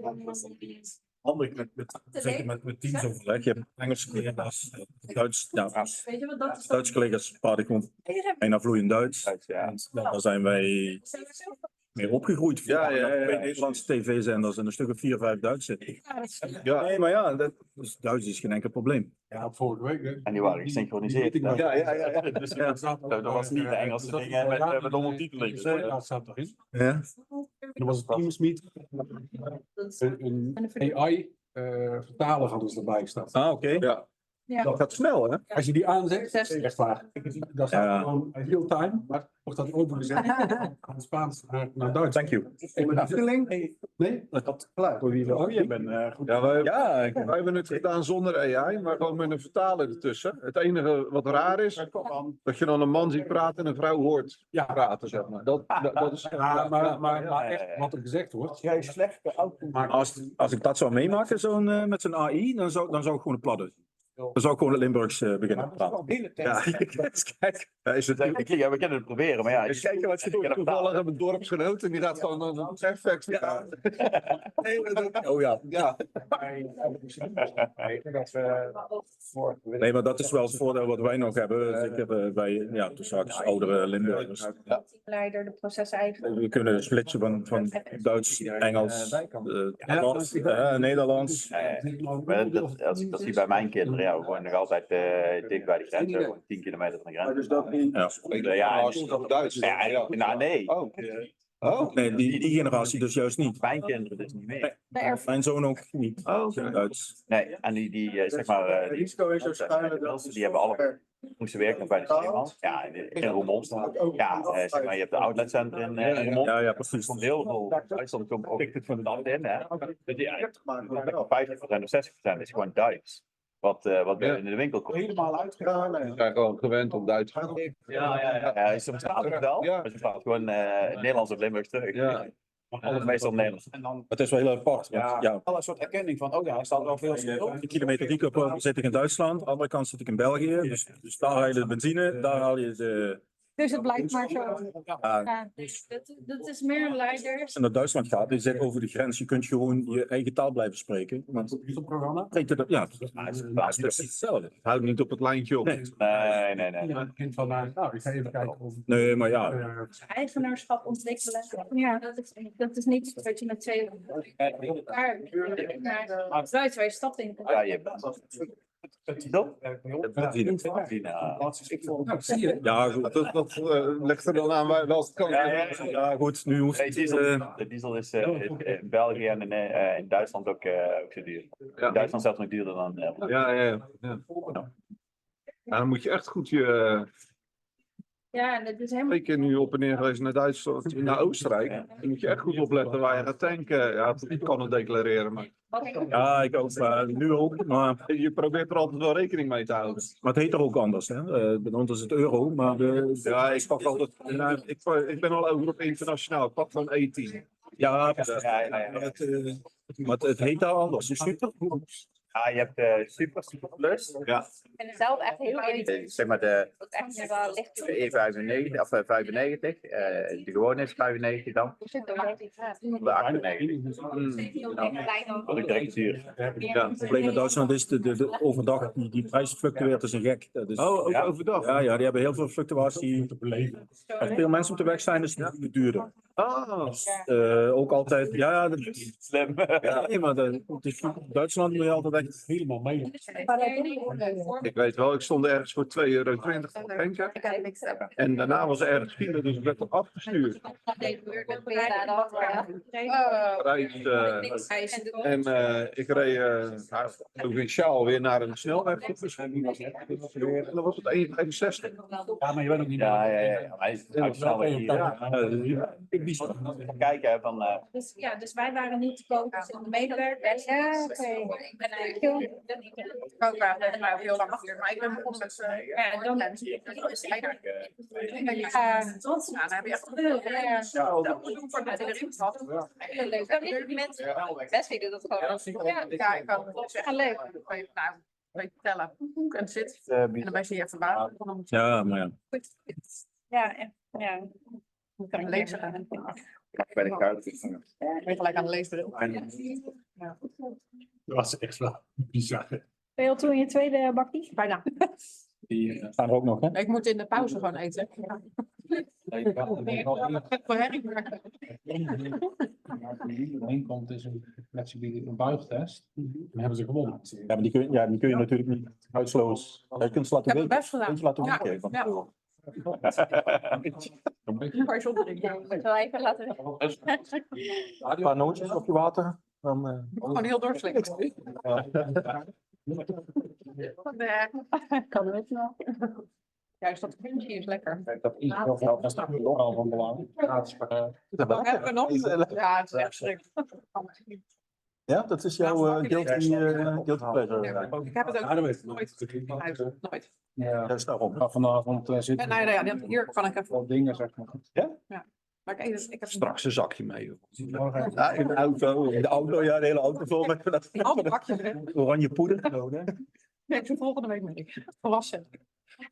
Zo, ben je weer met nootjes? Ja, zo, ik moet stofzuigen. Dat is, Volgende week. So we've talked about individual examples of uncomfortable situations and fear.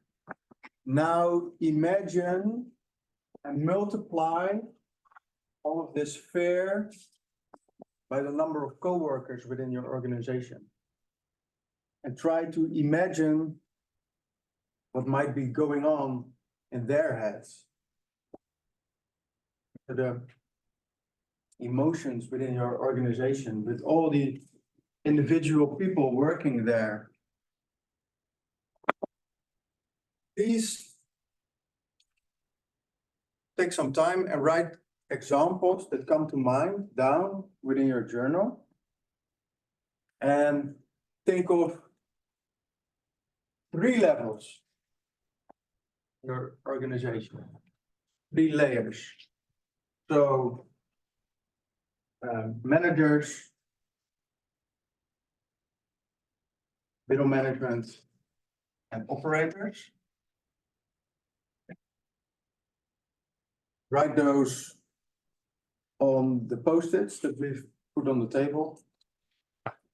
And we can then them to the brown paper. But just first, write them down. And then when you're finished, we'll put them on the wall.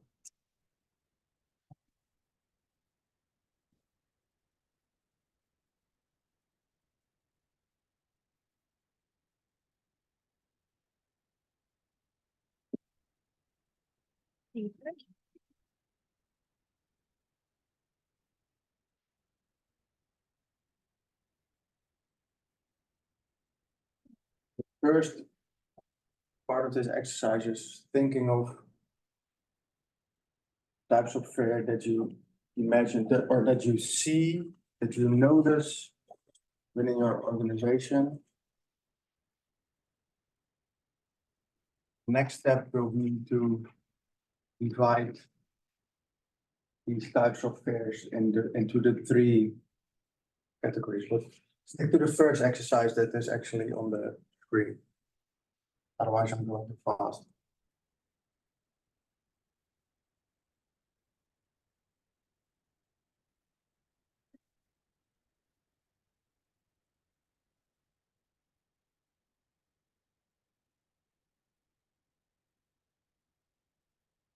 An example of fear that Elisa put on this slide is type of fear.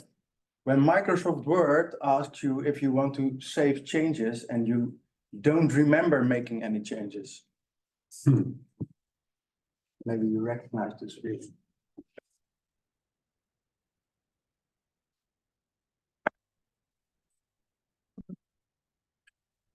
I'm always afraid that I say no and I make changes. Yeah. Lots of changes. Lots of changes, yeah. So always say yes. Right? Exactly. Here's if you don't remember it. You know, That's what did I right. change? What did I do? Yeah. And it's always better to change and to save. That's what I do. Yeah.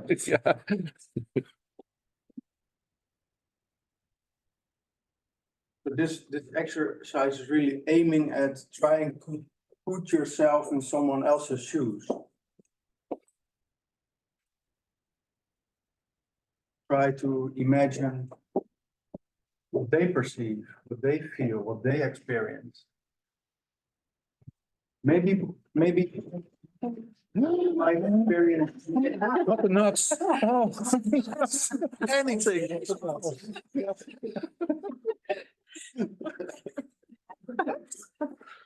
See, this one is not the nut. That's no, I think It's maybe. it's usually packed in plastic, so I think it's Yeah, I packed for a long time. I think you triggered some fear. Yeah. You have a solution. Drink it. Yeah. Oh, yeah.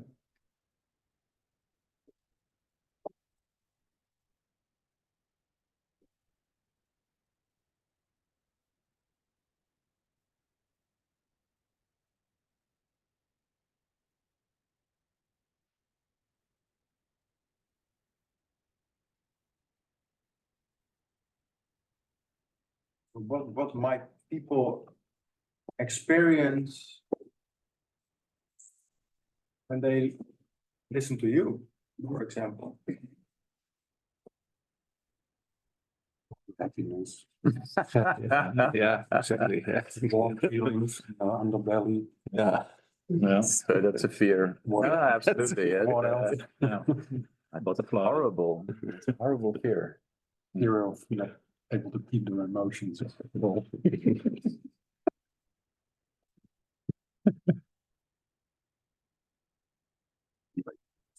Ja, nee. Ik heb, als ze naar mij luisteren, fear of underperforming, heb ik dat gedaan. Dat een beetje. Ik ben degene met die strook. Yeah, disappointing me again. Ja. Yeah, It's all black now? it is difficult to put yourself in someone else's shoes. It is difficult. Kan ik meedenken? Operator weet ik al. Helemaal met maat 46. Ja, nou heel goed. Niet 46. Ja, niet iedereen heeft 46. Nee, Ja. als je die van mij aan moet, dan sta je tenen zo. Hoor.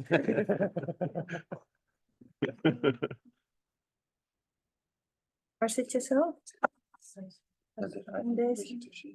Tussen deze. Ja, dat is wel bij de opleiding. Maar als je er niet denkt, dan herken je niet goed aan. Sleepless night to CEO's and other C-suite members. En personeel. Dat heb ik bij het top. We zingen zeker best wel. Lopen is het voor.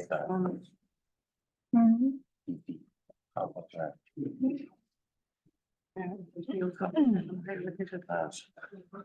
Not getting approved, ja.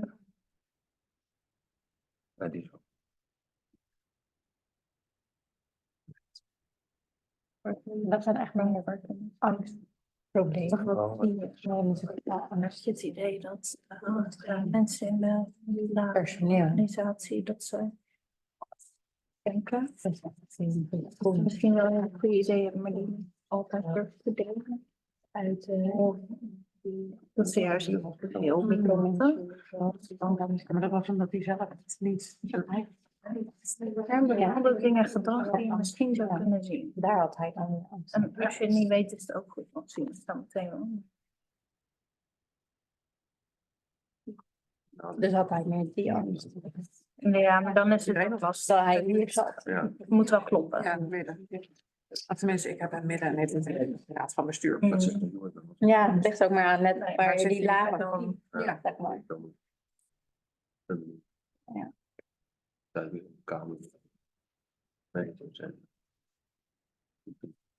Nee, oké, maar goed, dat is wat het als dat is wat je ziet. Want toch goed. Nou, ik ook het draaien. We proberen niet verder in te knallen en eruit komen. Bij te horen als je bij het kokers. Ja, dat bij jou? Ja, waar was. Ja. We hebben natuurlijk ook een hartstikke. Ook al, je hebt ook wel je status. Inderdaad. Ja, helemaal los. Ja, nee. Ik zeg net, we proberen het er niet in te stampen, het moet eruit komen. En dan stoppen. Jij hebt er ook wel. Oh, en als ik een goed behoud houden van de FCF. Ja. Komt hij dan over? Vulling op tafel. Hoeveel tijd hebben jullie nog nodig? Ja. Ik moet het opschrijven nog. Oké. Ja, maar je hebt, ik ook dacht je daar. Ik heb ze hier opgeschreven. Ja, nee, maar dat is voor nu is het goed, want ja, nee, ik was zelf net maar ik was net iets, I was too quick giving you not only the first part of this exercise, but I was already giving away the second part. Oh. Because that's this bit over here. Choose 3 types of fear that you recognize within your organization and write them down on separate post-its. And Te veel. a lot of you have already done so because I gave that away. Now, if you've picked 3, then please post them or stick them on the wall, Middle, on the brown paper. everything else. Exactly.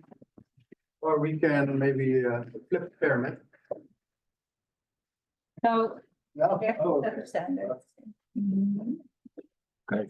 Otherwise, For clarity, where is the operator, where is the Middle, Okay, below is everything else. thank you. That's, And maximum of 3 or? no worry, you No, can just whatever. put on everything, no worries.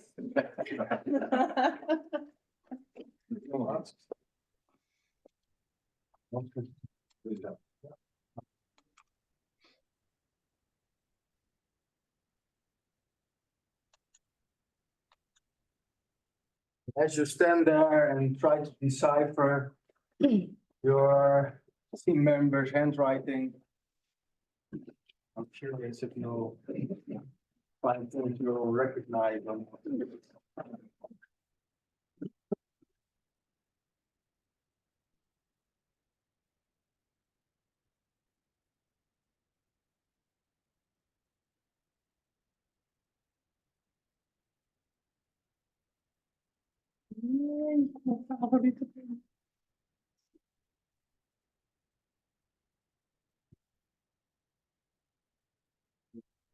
Zo moet je dat een beetje gelijk weghalen. Oh ja. Ja, Dus dat staat waar die lollige schat. ja, inderdaad.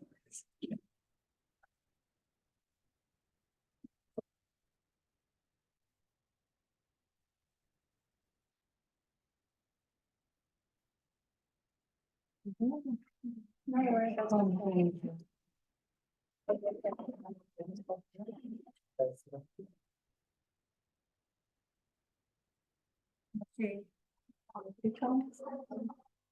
En maak een kopietje.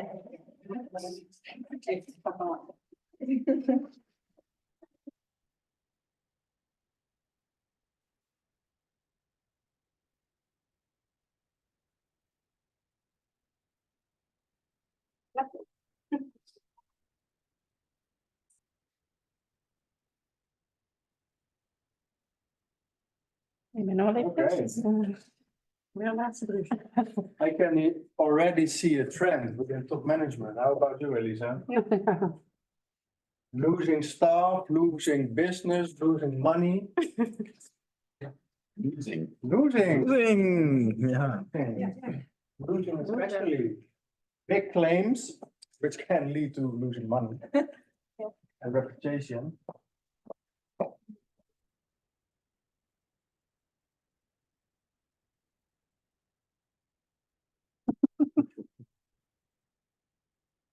Oh, yeah.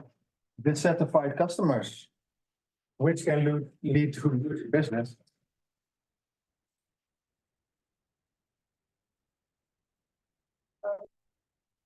Don't worry, we're gonna take the look at all the time you need to look into them. For now, I think it's really nice to see how you were able to think about all 3 layers, even though you're most active in one of them yourself. Yeah, definitely. Because And, this is putting yourself in someone else's shoes.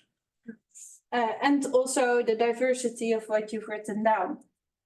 So even though there are trends noticeable, you clearly got the picture that we were trying to help you create. That fear is not just one word, one feeling. You can find it in many layers, many forms, many types, and in all layers of the organization. Maybe some more disguised than others. But it's there, it's there. It will always be there. So don't get the illusion when we're talking about driving out fear that that's possible. Not entirely, because there always will be some fear. One way or another. Personal issues can also contribute to a certain type of behavior, which can contribute to an uneasy feeling of fear, for example. I see some people nodding, so you know what I'm talking about. Yeah. Do you see any more trends? Well, in the midsection, there's more job-related fear. So, for example, underperforming, making mistakes, being blamed, missing targets. And so as you move up, it gets more abstract, if you will. And here at the third layer, yeah, Operator level. go ahead, yeah, the operator level, Yeah. people, it says no risk, so maybe trying to avoid risk, maybe trying to avoid making mistakes. Blame is on there. Yeah, and also speaking about mistakes of colleagues, so that's in similar line. So that's more interpersonal. Yeah, Gossip, yeah. yes, as well. Oh, But someone gonna. people talking, imagine, just the imagination of people talking bad about you could strike fear. Definitely. But I think that's the case in all three layers, I think. Yep. Oh, yeah. Yes. Because in all three layers, there's people, right? Yeah, but I think the top layer is less sensitive for it. Or how someone else maybe feels about your decision. Yeah, depending on who, of course, it's, Oh, yeah. if it's all your customers, then it's Yeah. different, but. But in a lot of. Like said the next time, people in the boardroom, they hate each other, but they don't shoot each other. But if you come in from an external, then they will shoot you. That's possible, yeah, that's, yeah. So, but, okay. The reason why I remember it so good, I watched the movie this morning of previous session. So that's not, not that I know from 4 weeks ago. No, but it's an interesting thought, saying that people in top management, they feel they might feel more secure or less insecure. Is that what you're getting at? More secure. More secure? Yeah. Right? Okay. It's an interesting thought, and I can. With regard to the opinion of other people. Yeah. Yeah. Well, they're better in hiding their insecurity. They know they have to satisfy a big group, and that cannot be the case. Oh, yeah, you have to act like a leader and Yeah. be confident. And often they are not confronted with all these remarks because No. people are afraid to tell them. That's Yeah, fear of also- speaking up. Yeah. Yeah. And also it's usually also well-educated people who are leading. A lot of knowledge, yeah. With more knowledge and usually also the skill to think logical. Yep. So that a decision is better for the company or maybe in the long term better for the person or for example, you're a director, you have a sales manager who doesn't perform, can't lead the team, can't help them, and you see it's not a good fit. You have to make the decision to let someone go. Mhm. In the long term, it's better for that person as well because Sure. it's not going to their full potential. So it's the ability to look beyond. I think that helps with the opinions of the day. Yeah. In the example that you said. So now it's nice to that we can recognize some trends as well. And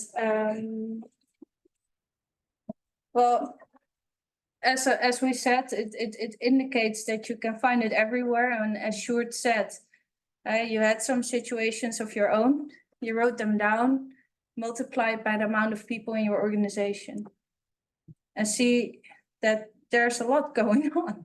That's one conclusion you can safely make. So next step is how to deal with them. Right? Yeah. Yes. So we're moving on to the next topic. Grab out your phones because we're going to talk about leadership. So now I would like you to think about someone. And this can be someone from your past, this can be someone from your current job, this can be a famous person, anyone who is in your eyes the best example of a leader you've ever met or seen or heard or do. So choose someone, take someone in mind or a situation in mind, and think of words that describe the behavior that make this person a good leader.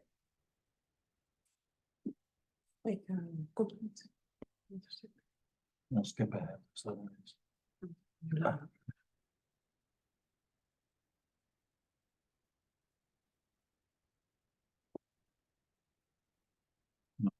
Ik zit nog niet, Nee. we hebben die vragen nog niet.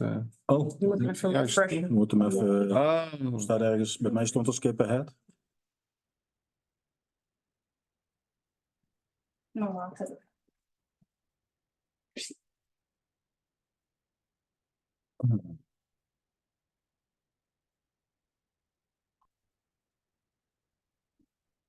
Heeft iedereen? nee. Ik was daar ook. Wat was het adres ook? Menti. Menti.com en dan kun je die 8-cijferige code bovenin het scherm kiezen. Ik kan hem niet aan je voorlezen alleen. Dat, Ja, laten we de volgende Oh, oké. keer de QR-code printen en neerleggen. ja, je kan ze op iedere slide zetten, maar dat staat dan in de weg, dacht ik. Nee.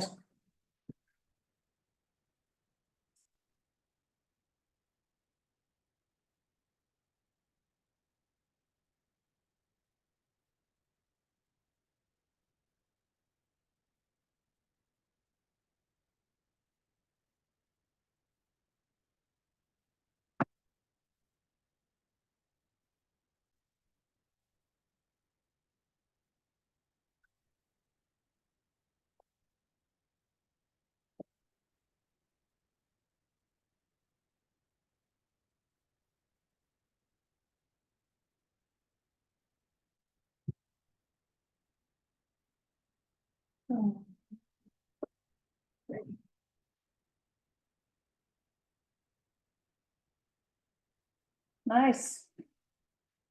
So a few things that jump out as a person that's able to motivate you. Person who is a visionary, so knows where to go and how to get there. So clear path or clear, well, call it the dot on the horizon. I don't know if that's in English the same expression, but yeah. Someone who is able to listen well and coach you. That's often said. Someone who's honest, calm, charismatic. So those people are usually also easy to talk to. That's probably why it's there. And then we have a few smaller ones who might not be able for everybody to read. So, or do you have them on your phones as well? No, right? There isn't. No. So it's about open communication, sharing thoughts and not pushing thoughts. Someone who's behind the troops. So I imagine that picture of the wolf pack that the leaders in the back. Maybe the person who wrote this down had it as well. If you don't know the picture, just let me know, I'll show you. Someone who's supportive, who leads by example, who doesn't judge. Well, that goes very well with the listening part and the coaching part. So you have a very clear view of what makes a good leader. So these are your answers, and surprise, this is what we always get. There's no secret in there. So these are usually the types of words that are used to describe a good leader. It's someone who makes you feel secure and who's able to guide you and help you and coach you. We have a model for that. And these are characteristics that go very well. Oh. So, sorry, it's in that. It goes very well with all the characteristics that you can think of if you have a leader in quadrant 1. So this model is a leadership model. It's a very practical model. Some of you may know it who've done things with Patagonia before, but outside of Patagonia, it's not often used because it's a German model. It's not very widely marketed. But it's very good and easy to use. So what it is about it's called the ARP model. So the A is authority, so that's the vertical X. And authority should be translated to skills and competence. Yeah, so it's not authority as in someone who has authority over you and can tell you what to do, or, you know, so there's a difference. It's really regarding skills and competencies. So that includes, for example, technical skills and that pertain really to the jobs, but also soft skills. How good are you in listening? How good are you in coaching? How good are you? Okay. And then you have the R, that's for responsibility. That's the horizontal X. And responsibility is about how much responsibility you take with the skills that you have. So if we go back to the words you just described a good leader with, those are a mixture of skills and taking the responsibility to use them, right? So a leader in the first quadrant, quadrant 1, has the skill to listen, for example, and uses that skill to coach, to help others improve. That's when he's taking responsibility to use the skills and knowledge that he has, or she, or you, or anyone in quadrant 1. So if you move to the left and you have the same amount of skills and knowledge, but you choose not to use them or to keep them with you, in a sense of knowledge is power. Maybe this already paints a picture. You might recognize this behavior as someone who will tell you what to do, not explain why. Just do it like that. No, you don't need to know why. Just do it, because I say it has to be like that. Do you recognize? Any recognition there? We all had someone in our history who thought that that was the best kind of leadership. Well, now Sometimes it's needed. yes, sometimes it's needed. So what we usually say about that is, for example, in safety situations. Exactly. Yeah. So if you see an operator and he's not wearing his shoes, he's not wearing his helmet, not wearing his gloves, or anything that's necessary to keep them safe, and you as a manager go, put on your hat, put on your helmet. Yes, it's necessary because it's about safety. Yeah. The thing is that afterwards, because that person wasn't taking the responsibility they should, so afterwards you have to step into the coaching role and try to see what was the culprit. What happened? Why didn't he take response? So it's followed by. So yes, this is necessary, but it's always followed by Q1 behavior. So then if you move down to 3 in the model, there you have very high responsibility score. So imagine someone very motivated, very eager, always willing to help colleagues. However, don't get their own job done in full or correctly, but is overcompensating with helping others. So very motivated, very responsible, needs to grow in skills. Could also be the skill to say no, for example. And then you have the quadrant 4, where you're not up to speed with your skills. And you're also not taking any responsibility. So these are the people who are constantly protesting and are not willing to change, not willing to try things. The people who say, if you come with ideas, who say, we've done it 100 times, nothing works here. Ja, maar. For example, yeah. So this is not where you want your people to be. You want everyone over there. It's not always easy though. It takes a lot of patience and coaching, and also for yourself. If you look at yourself, it's a lot of times where it's not possible to continuously stay here.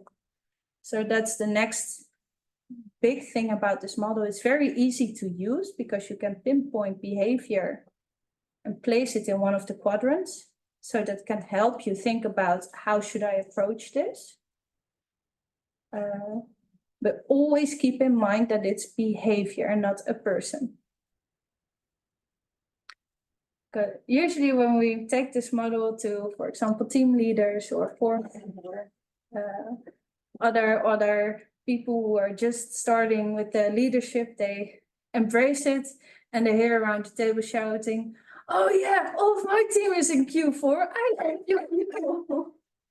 And that's fine at the start. Only it's about behavior and situations. Because why would people behave this way? Do you have any idea? Any examples?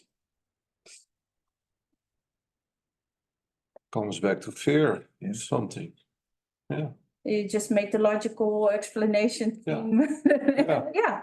Yeah, it comes back to fear because this is where you go if you're constantly not heard, not listened to, shut down, if you're So if you have a leader who is not transforming, who is not in Q1, but for example, always in 2, always only telling you what to do, not listening to anything else,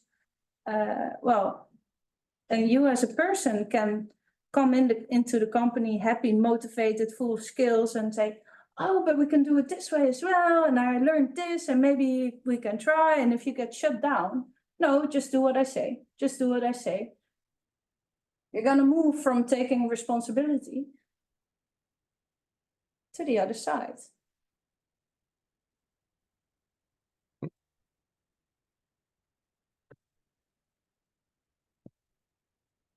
Yeah. So let's practice a little bit with this model and think about type of behavior. Well, we've done that with the word cloud, so don't think about behavior in quadrant 1, but think about the type of behavior you've seen in quadrant 2, the type of behavior you've seen or done. It can be yourself as well.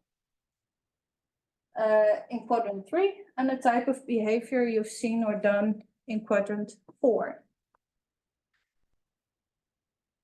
Take a moment to think about it, and then we're just going to share some examples just to make sure that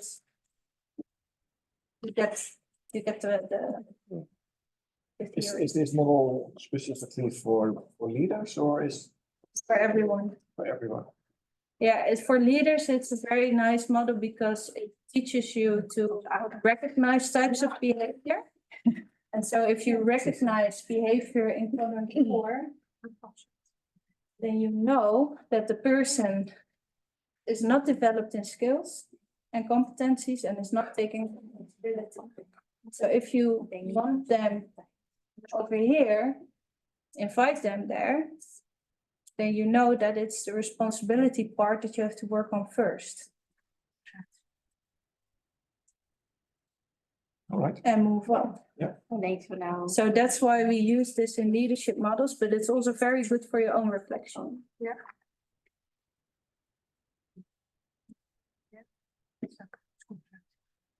Ja, nou,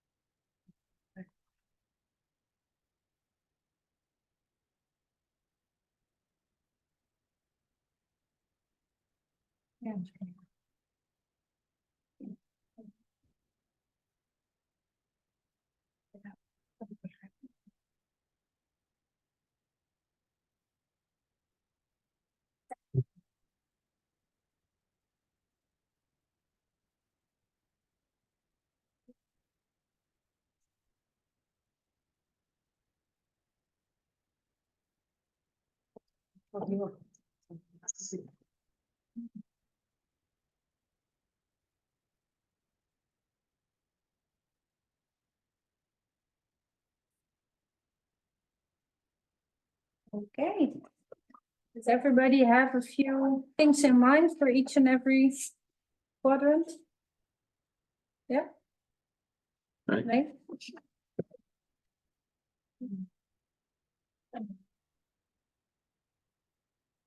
I'm happy you don't have fear to say. You don't feel the pressure. It's good. Yeah.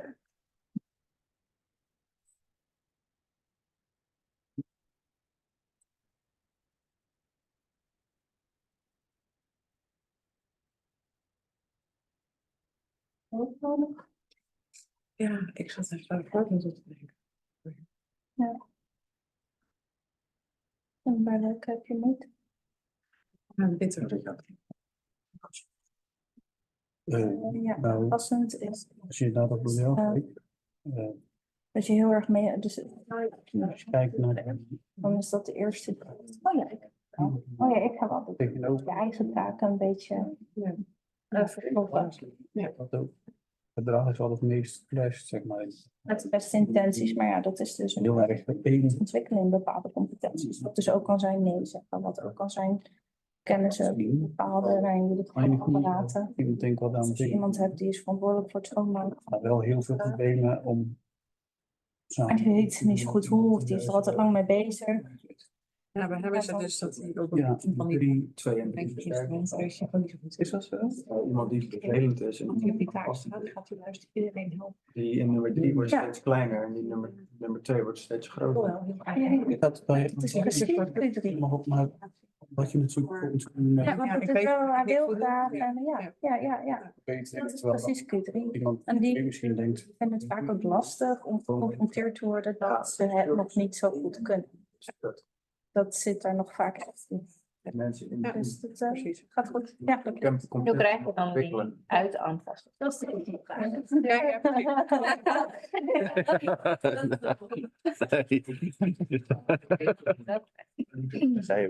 Ja, ik durf die nootjes niet aan te raken. Ik pak gewoon nog zo'n...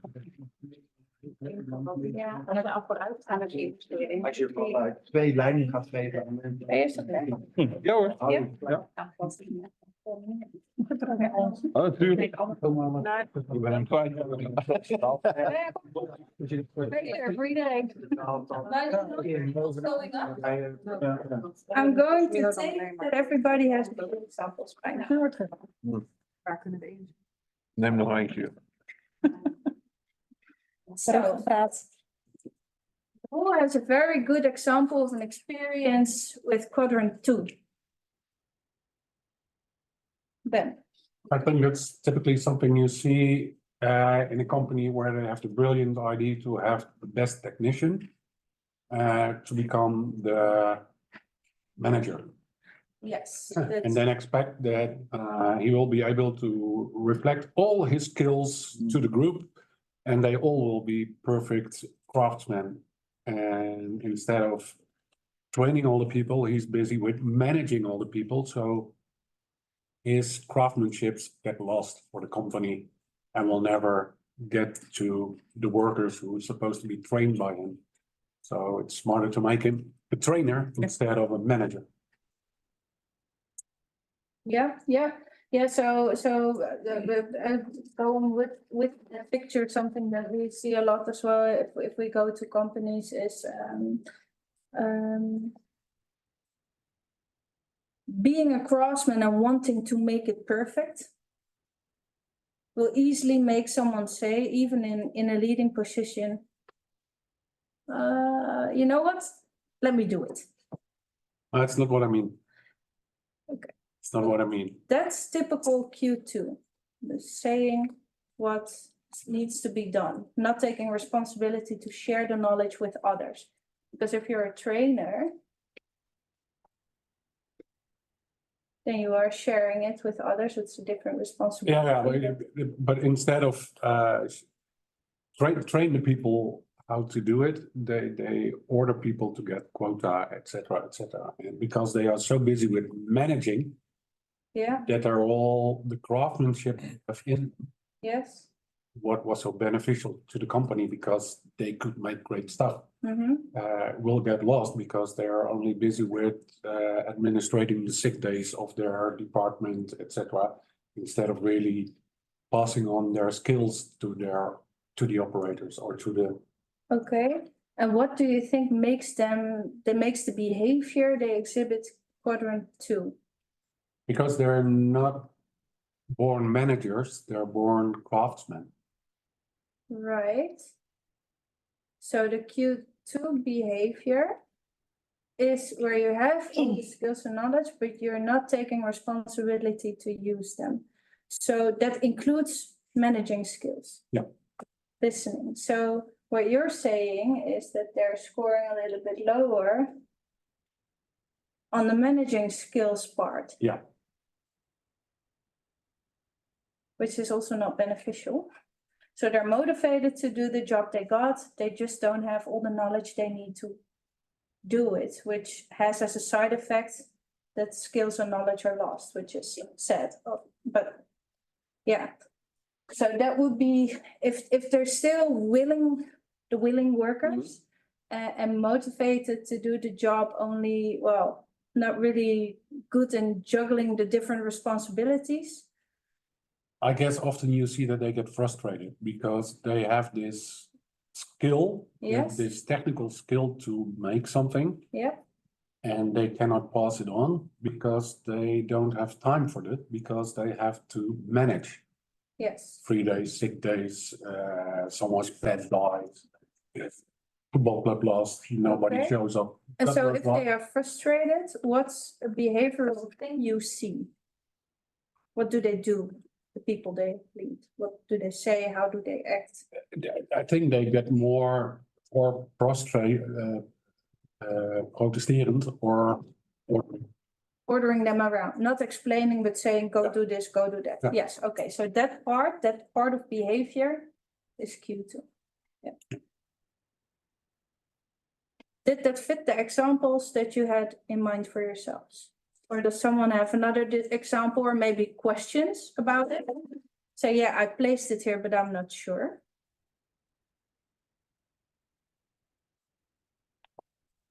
Well, actually, yeah, I've got a question, and it's a personal situation, because the one I'm putting on the left-hand top side is my father, Okay, because he's very autoritair. yeah, Yeah, and he, when I was a young kid, he told me, do this, do that, etc., etc. So, Yep. even when I wanted to go to school, I didn't want to go to the MTS, but he ordered me, you go to the MTS. That's where you go, nowhere else. Yeah. But then, and also in combination with taking responsibility.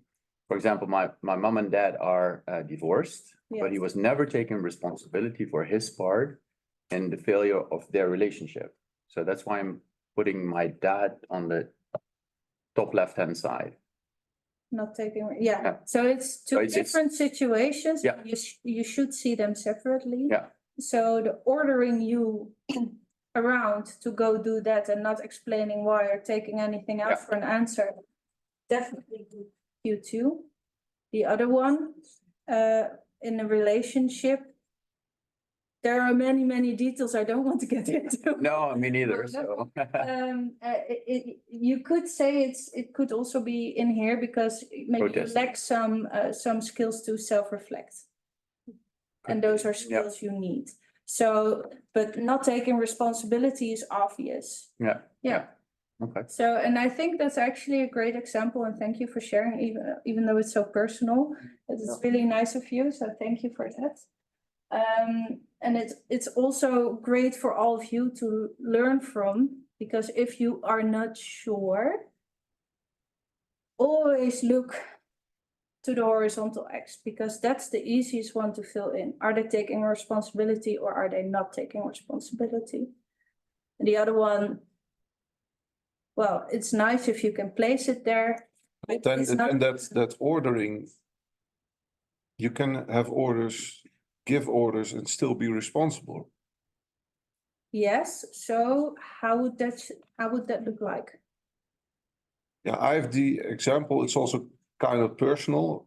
A story of a friend of mine, he had a heart attack at home, Yes, ambulances came in.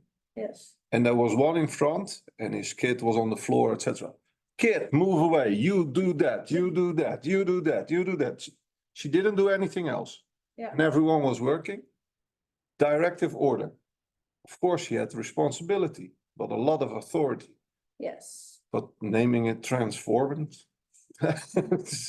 Well, that's the type of situation you're in. So what we said earlier, you have, for example, in a safety situation, you can Yeah. exhibit the ordering behavior, Yeah. followed by Q1 coaching. Mm, If you are a paramedic, you don't have time for that. You have Oh. one job. yeah, exactly. So you are taking responsibility by. Yeah. Because that's your one job, so that's a different situation. So they were actually taking responsibility because crisis management is a whole different skill. Okay. And in crisis management, you have to be able to keep the overview in order and keep it clear and structured so that everybody knows what to do. So it's actually impressive. Hmm. Does this Yeah. clarify Yeah. your, yeah? He's doing well, by the way.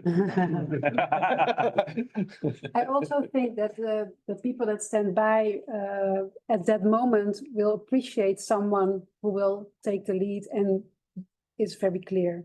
Yes, yes, because they will all be here, because they don't know. Yeah. And they Yeah. need this. Yeah, exactly. So aren't we, yeah, Yeah, handling, if we're in that quadrant, aren't we handling it, simple things too much as a crisis instead of daily job? Maybe you perceive it as a crisis. Yeah, that's, You yeah, yeah, of losing control and then yeah.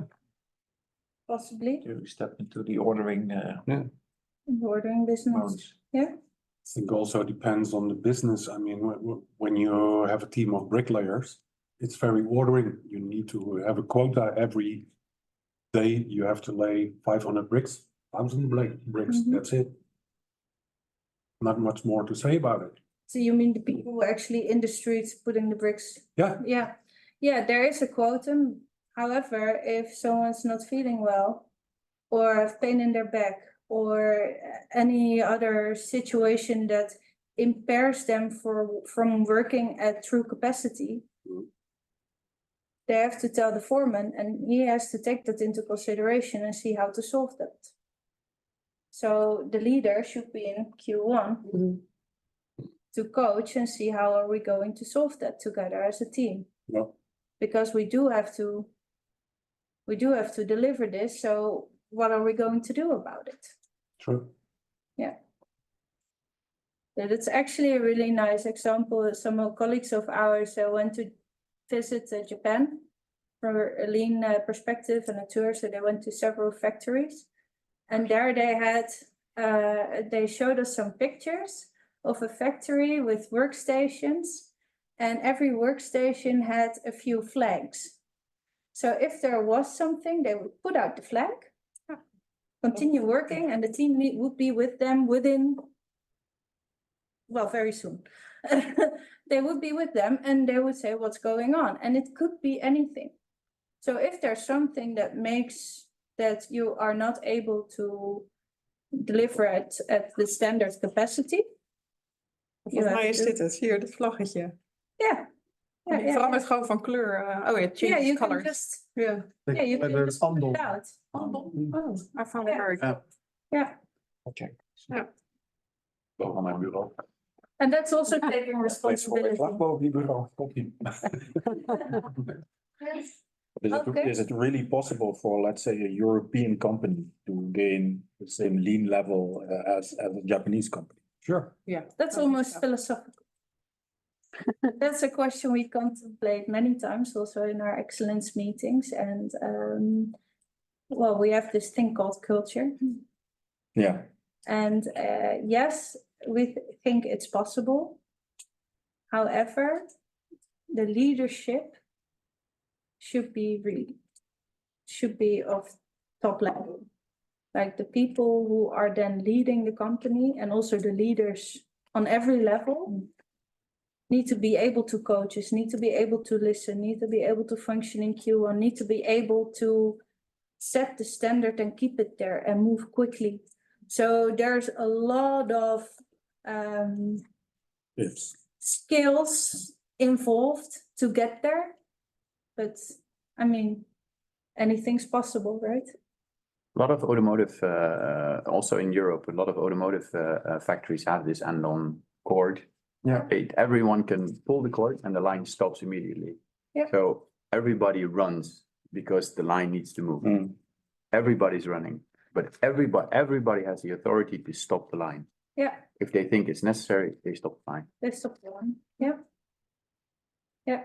And a fun fact about the andon is that it actually translates to light. So the one who puts on the andon shines the light on where the problem is so that everybody can Okay. run and fix the problem. Exactly. Yeah. Andon is literally lantern. Lantern, yeah. Also something we learned from our colleague. Cool. Nice. So neat. Altijd Okay. zenuwachtig. Sommige vrouwen naast me. Nee. Fear.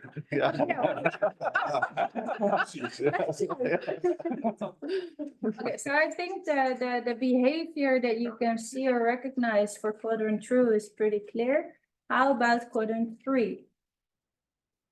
Does anyone have a situation or an experience or themselves of what they've seen that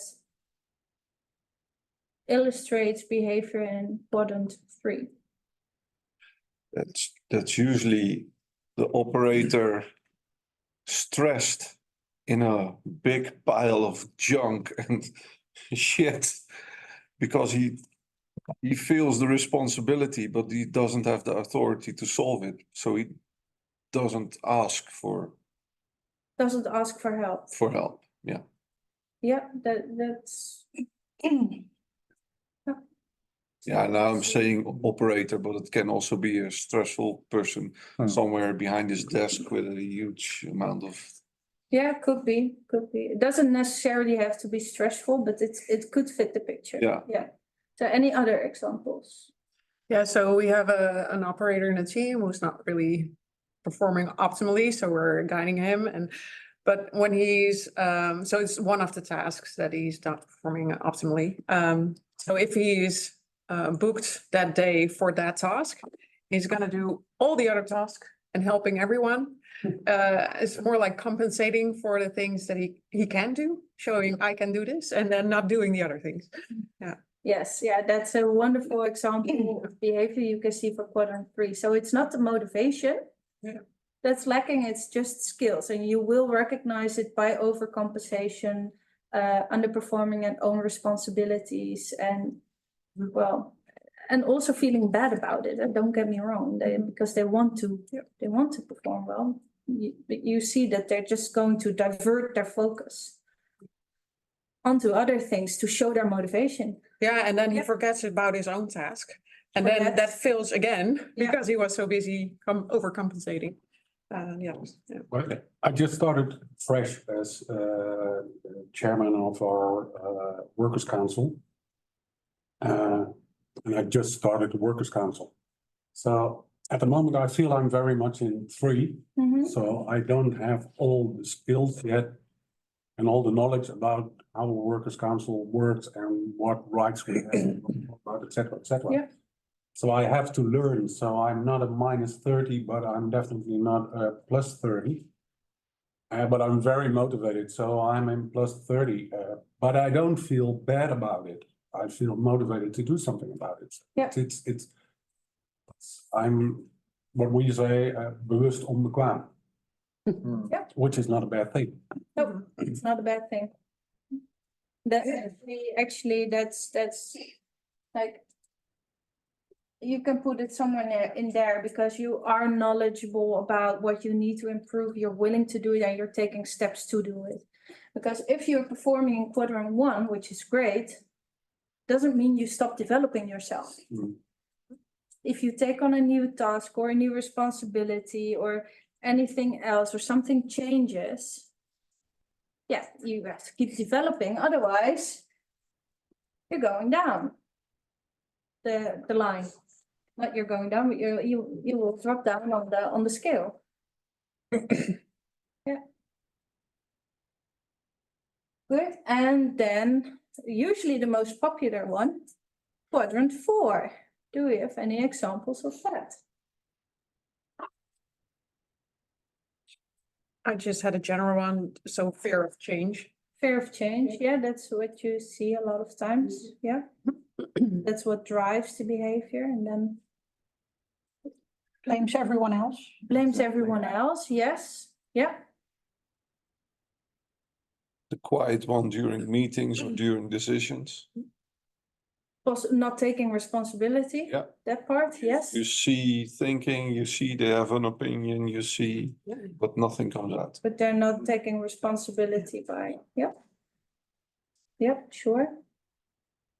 The other behavior that you see or recognize. Quadrant 4.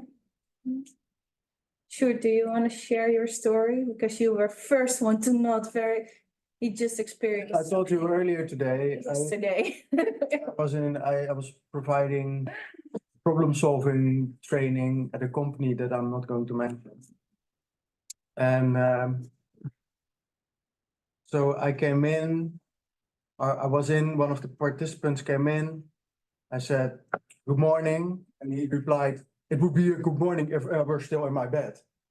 So that was the first. Oh. Wow. Yeah. This is going to be a long day. Yeah, yeah, yeah. Another example was, there was an introduction by their site manager. He left, we went to grab some coffee. We came back into the meeting room, and I wanted to start by saying, "And now we are going to," and he finished my sentence by saying, "Home."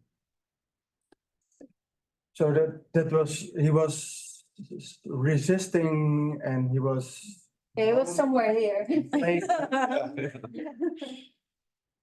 Terrible. Yeah, well, that's behavior that you can place in the 4th quadrant in extreme levels.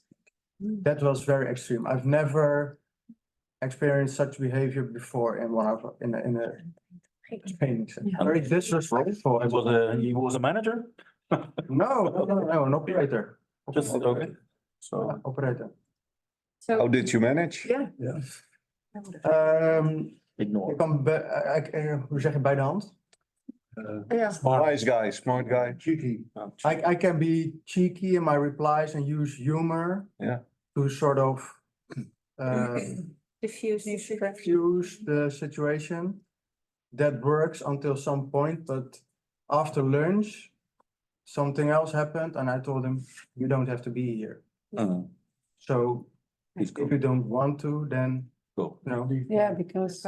But he didn't have the courage to do that because there was a attendance list that he had to sign off. So, but then when I put him on the spot, he quieted down a little bit, but it was.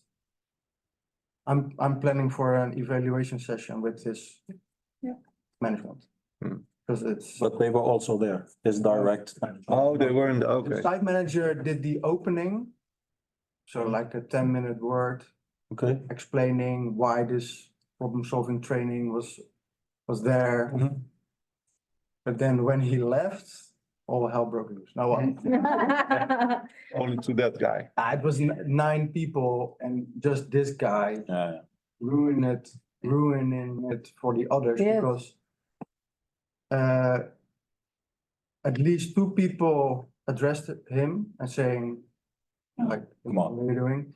And when we completed the training, late afternoon, someone stayed late whenever it was, and he actually apologized to me on behalf of the rest of the people, because he said, this guy, you know, please don't think we are all like that. I knew they're not all like that, because we completed 2 A3 projects, because we let them work on real cases during this training, and they delivered.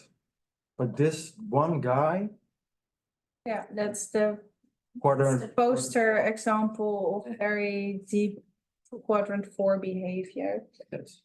So, and then the next question, I already heard it, what are you gonna do about it? But let's start by saying that you as a person or as a leader or as a colleague are not able to place someone from one quadrant into another. If you say, how do we get them there? You don't. You can invite them by staying in quadrant 1 yourself and take the lead and lead by example. So there's not getting someone anywhere. There's inviting them, and they have to be motivated themselves to take the step. Yeah, but in So then these examples. this is extreme. This is an extreme example. Yeah, but sometimes They exist. I'm They exist, I'm yeah. not that kind of a person, but in these examples, then after 5 minutes, if you want to go to bed, please go. Stay there. Never come back, But there's because you're saving 8 other people's for the rest of the day. Yeah, but that's true, but there's probably something going on underneath why he's reacting like that. Mhm. So when you have a discussion with his boss or whatever, then maybe that comes out. I will invite them to at least go and talk to him and Yeah. ask why, Why, exactly. what's going on. Yeah. Yes, so if you are a leader or a colleague and you are in Q1, that's the question you're going to ask. So no, you don't have to tolerate that kind of behavior at all, because you have responsibility for a team as well. Yeah. Right? So if they're interfering or making it harder on other persons or interfering with the process, you have the authority to remove them from the situation. Yeah, that's Well, also a problem. Yeah. However, this needs to be followed by a good, strong conversation. Because being in Q1 doesn't necessarily mean that you are extremely friendly. It means that you have knowledge, skills, and are taking responsibility. So from a leadership perspective, in a situation like this with someone in quadrant 4, you are going to continuously invite them to take responsibility. Because that's the first move. In quadrant 4, there's no straight line to quadrant 1. There is, however, the possibility to take a little responsibility, develop a little bit skill, take a little bit more responsibility, develop a little bit more skill, etc. So you get the stairway, basically. But this is really about where someone is professional, not per se personal. Well, I mean, personal situations could impact behavior. So it is Yes, possible that, less if you are more professional. yeah, if you have developed the skill to separate it, that's easier. But if you have not developed the skill to separate it, and you bring your home issues to the workplace, Then you're less a one. then you have some skills to develop. Mhm. Because that's not what you want to see as a leader. So if I have a staff member who does that, then I'm going to invite them to develop the skill to separate it. So Work on it. what I meant to say is, you said you don't necessarily have to be a friendly person if you are in one, no, because it's about your professionalism and not about your, It's about professionalism, not yes. about your personal. Yes, it's about the professionalism personality. and taking your own responsibility. Right? Because you're there in the company and you have a responsibility and you have goals you need to achieve. You have goals that are set for the organization that you are as a team working towards. And sometimes a decision that's best for the team. And maybe even for a certain person who is behaving in quadrant 4. Well, that doesn't have to be a super friendly conversation. It's business. But you, of course, keep it professional. And that's a skill they. I've got an example for that because Yeah. last year, not in 22, the measurement room, we set out some goals. And they didn't perform on those goals. They did everything else. They did a good job measuring. Yeah. But I said we need to have a more better view on the planability of the measurement room. They didn't work on it at all. I set out, okay, make a project charter for it, start a project, invite people, etc. They didn't do anything about it. So year-end review came and said, okay, on this goal, you get a 0. You didn't do anything on it. So, and they were frustrated. So we had a talk together with the Works Council because they were invited as well, and HR. And also the Works Council said, yeah, but this is the goal. What they said, yeah, but, because that's the only thing I heard, yeah, but, always pointing, yeah, but they don't do what they need to do. They don't do what they need to do.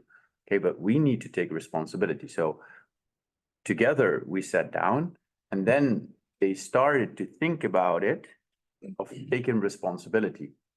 And that was the first step. So last year, they took responsibility and we started an SGA, a small group activity. It's a little smaller than an A3, but we had a project lead who was responsible, but they took responsibility. They said to the project lead, we need to finish this. We need to finish this. So that was the step. They didn't have the skills yet to do the project, but it was transforming them from 4 to 3. Yes, taking a step into the right direction. Yeah, In taking responsibility. Yeah. That's a great example. Yes, thank you. Yeah, so taking responsibility is always the first step. Yeah, and the year-end review wasn't that pleasant. No, no, How probably was not. your own review? Because you gave a task to a group of people who didn't have the skills. And then the end result was that they didn't perform. Yeah, but they didn't take responsibility. Yeah, So so that's what to me, How can you expect that? No, no, people no, take no, the wait. responsibility if They don't have the skills. if they don't have the skills, but take responsibility, they tell me they don't know what to do. Hmm. Yeah. And I can support them, I can help them. But if they don't take responsibility, they do nothing. For me, if a goal is not reached, but they have done everything to reach that goal, it's a different discussion. No. But they didn't reach the goal and they didn't take any action, so they didn't take any responsibility at all. So for me, that's a 0. Hmm. Because it's you need to judge both. Yep. For me, as a manager, I need to judge both. And if they are high on responsibility, then I can score that. Yeah. But not knowing what to do isn't bad. Like scoring low on the scale isn't bad. no, As long as you take the responsibility to say, oh, you want me to do this test? I'm willing to do it, but help me. help me. Or I need this, or I need that, or I want to do it. However, it jeopardizes my other task, or whatever is going on, that's taking responsibility. But that's also a skill. And that's also a skill. You need to be able to do that. Yeah. Yeah, But it's yeah, also if my manager would give me an assignment yes.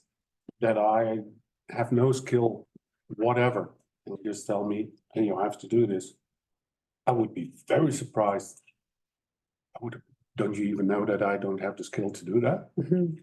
Possibly, could be, yeah. But that's your It could responsibility. be, yeah. That's So, Maybe I have a big mouth. I will definitely tell them. Yeah. But a lot of people don't have that mouth. They say, okay. No, it's, I agree with you. It's also a moment further that you can recognize it as a, so yeah.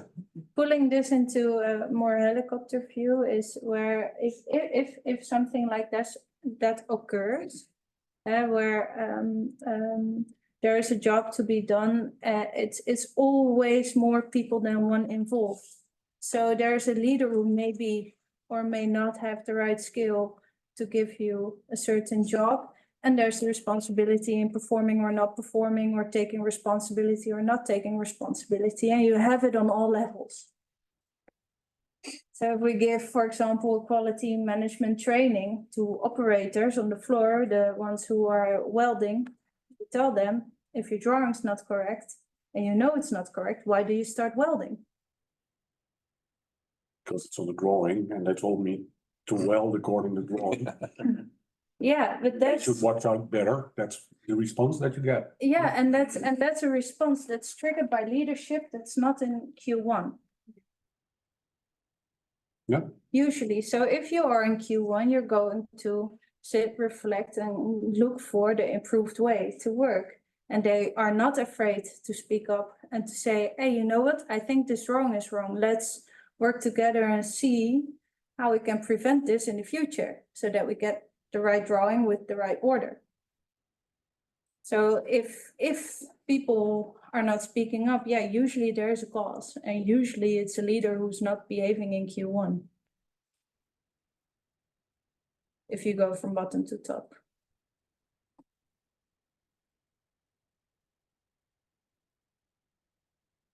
Yep. So then the fun part. Many times the types of behavior shift a little bit, but generally, naturally, people want to be in Q1 together. Because nobody likes if there is a crappy atmosphere, if there are tensions, if you have to do things that you don't know, if you're pressured, nobody likes it. So the natural way is Q1. However, it fluctuates. It can be moments. Moments and little things can impact your behavior. And so we're giving you this model to be able to see or learn to see. And then also try to recognize, okay, I see this person doing this. This is probably triggered by something. How am I in Q1 are going to be the colleague that invites them to work with me? You don't even necessarily have to be a leader to use this model. To get back to your question earlier. Okay. So far, questions? No? What does the P stand for? Power. So if you have the authority and you take the responsibility, you are in a powerful position. You are creating more energy. We're all doing that together. So if you are working with all people in Q1 and everybody's highly motivated, highly skilled, you can get the so-called synergy that some of you have heard of sometimes, which is nice.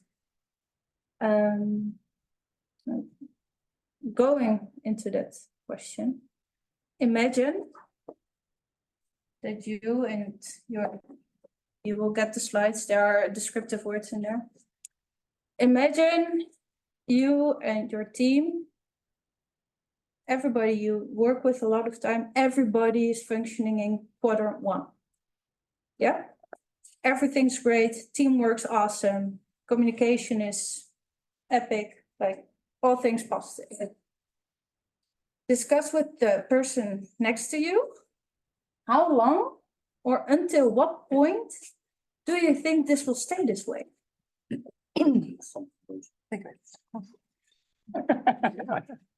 And be nice. En Nico. Oh ja, ik denk daar ik sta van Ik denk totdat iemand ook dan doet. Iemand haken moeten worden gemaakt. Ja. Veranderingen. Dat is wat minder. Op heel veel manieren. Ik wil altijd wat uitdagen. Iedereen zit met z'n allen lekker in Q1. Nou, er zijn dingen. Dat is gewoon onverwacht. Andere ideeën hebben we, andere ideeën. Ah, dat Wel, dat is wel. Iedereen is een nieuw is Ja, leercurve. dan is het moeilijk om in te werken, denk jij? Ja. Het hangt allemaal van. Ja, dan zijn we eruit. Klaar. Samenstelling of En ik denk ook wel zo. naast Procedure nemen. Ja, ik heb het zelf meegemaakt hoor, dat ik in Q3 werd geduwd door mensen. Maar gaat het naar Ja, dat alle maar het dingen begint gaan al bij dat je bewust bent van waar je zit. Ja. Dat je dan denkt van, oh ja, ik kan dus dit doen of dan komen in Q1. Sommige mensen hebben het nodig ze dan uit. maar ze zakken misschien naar aanpassen. Die hou je aan. Of wijken weer naar, ja, weet je Ja, ik denk dat het gaat wel zelf op sommige regels. Heel duidelijk. Ja, wel heel duidelijk. Ja. Ja, teamleider nog zoveel werk. ja. Zou je wel moeten vragen voor je Een soort van terug bij afkomt. Als je een avond hebt. Ja. Op zich wel. Komt alleen maar voor het geld en voor de rest. Ja. Dat je dit kan zorgen. Oké. Hoeveel weken ben je? 31. Maar ik denk dat het Oké, dus. Ja, wel goed om dan ja, dus de te volgende keer realiseren. Dat kijk ik erbij. Ja, precies. Ja, ja. Wat had jij? Wat jou? Je weet al hoe elke verandering in komst, een landbouw, ja, dan. Dat iemand uitstelt. Ja, als je wel spannend wordt. Gaat mee maar. Alles gaat hard lijken nog. Ja, nou, natuurlijk. Zolang het niet eigen. Slaap je Ja, binnen een Ja, ook. ja, dat is heel veel. Ja, op een gegeven moment ga je erachter. Waar het ons slaap is. Aan de ene kant ook gaat ook op een andere kant. Ja, kan helemaal goed. Maar wel, Hoe je weet zijn 16. Ja, maar ja, precies. Ik was van een ander door. Ja, maar goed. Dat je nog je zegt, dat je hebt. Ik denk ook. Oudste is jong, 17 en 15 is top. Maar zeer die hard. Heel leuk, heel verschillend. Heel kennis. Ja, zeker mijn dochter die is veel vrijer, die zegt al overal naartoe. Ja. Niet overal. Maar je weet wel. Ja, zeker alles naar die mensen. Nou ja, maar iemand is nee, het is op iedereen. Ja, eigenlijk verandering. Nee, maar ik kan wel dat zijn dingen met elkaar. En nu alles is ook lang in elkaar. Ik denk al wel voor whatever. Nee, dat is fijn dat erin krijgen. Dat soort mensen. Ik kan het niks hebben. Oké. Discussion. Ja, dat is goed. Hallo. Oh, sorry. Well, you have plenty of time to continue after the session. I made a round and I asked everyone, and I am thrilled to hear your responses. Because what it comes down to is change in the broadest way of the word.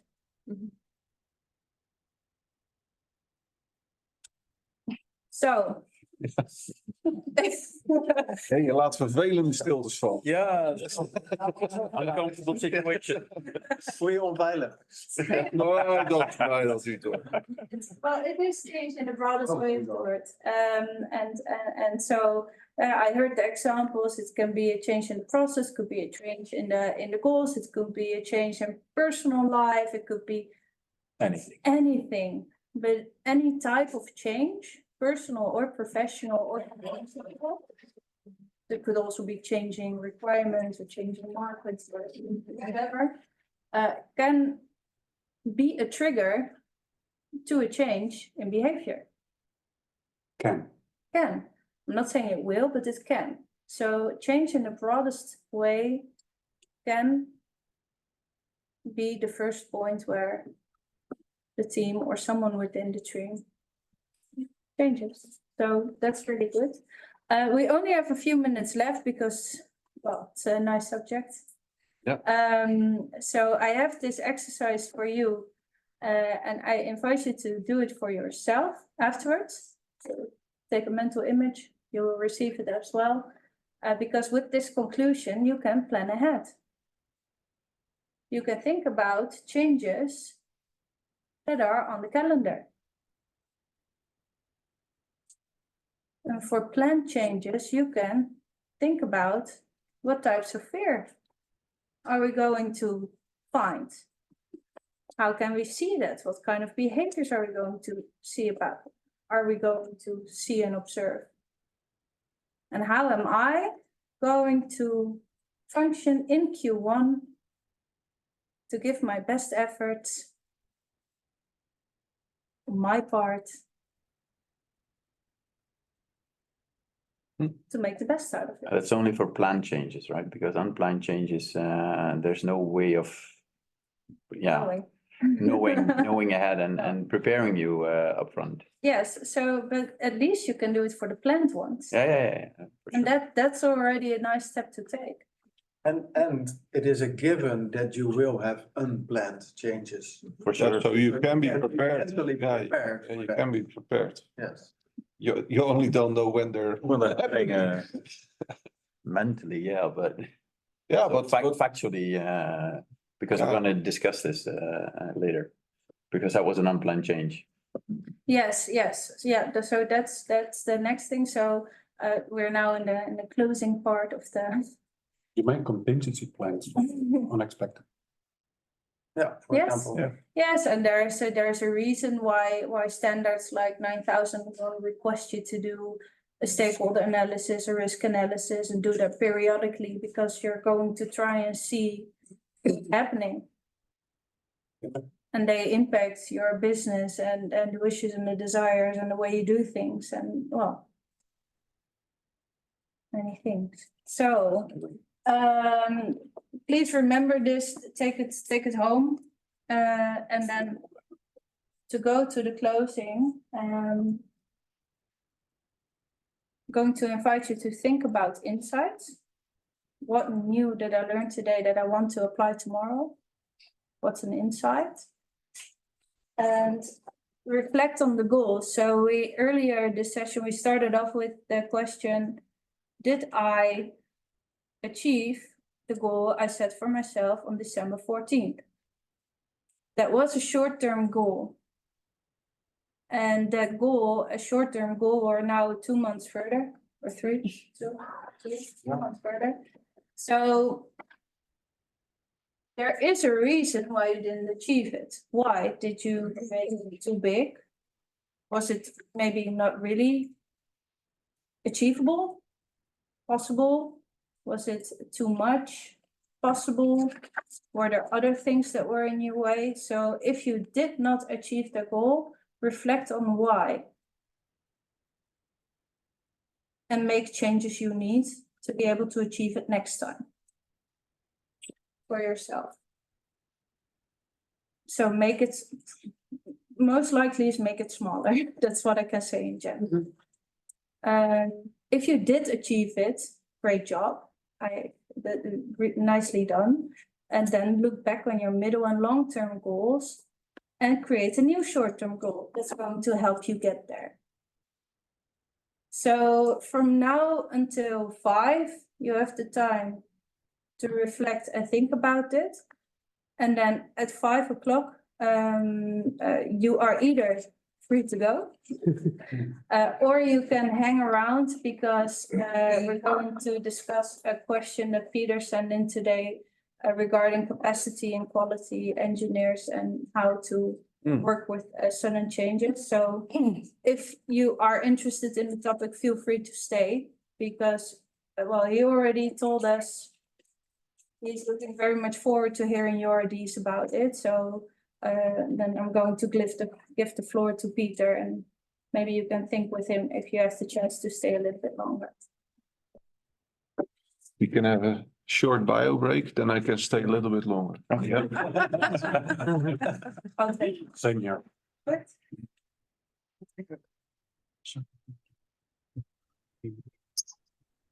Vind je het goed om daar nog... Ik wel. Aangezien het verkeer toch waarschijnlijk daar is. Ja. Sorry. Bye.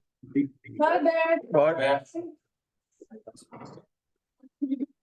Ja.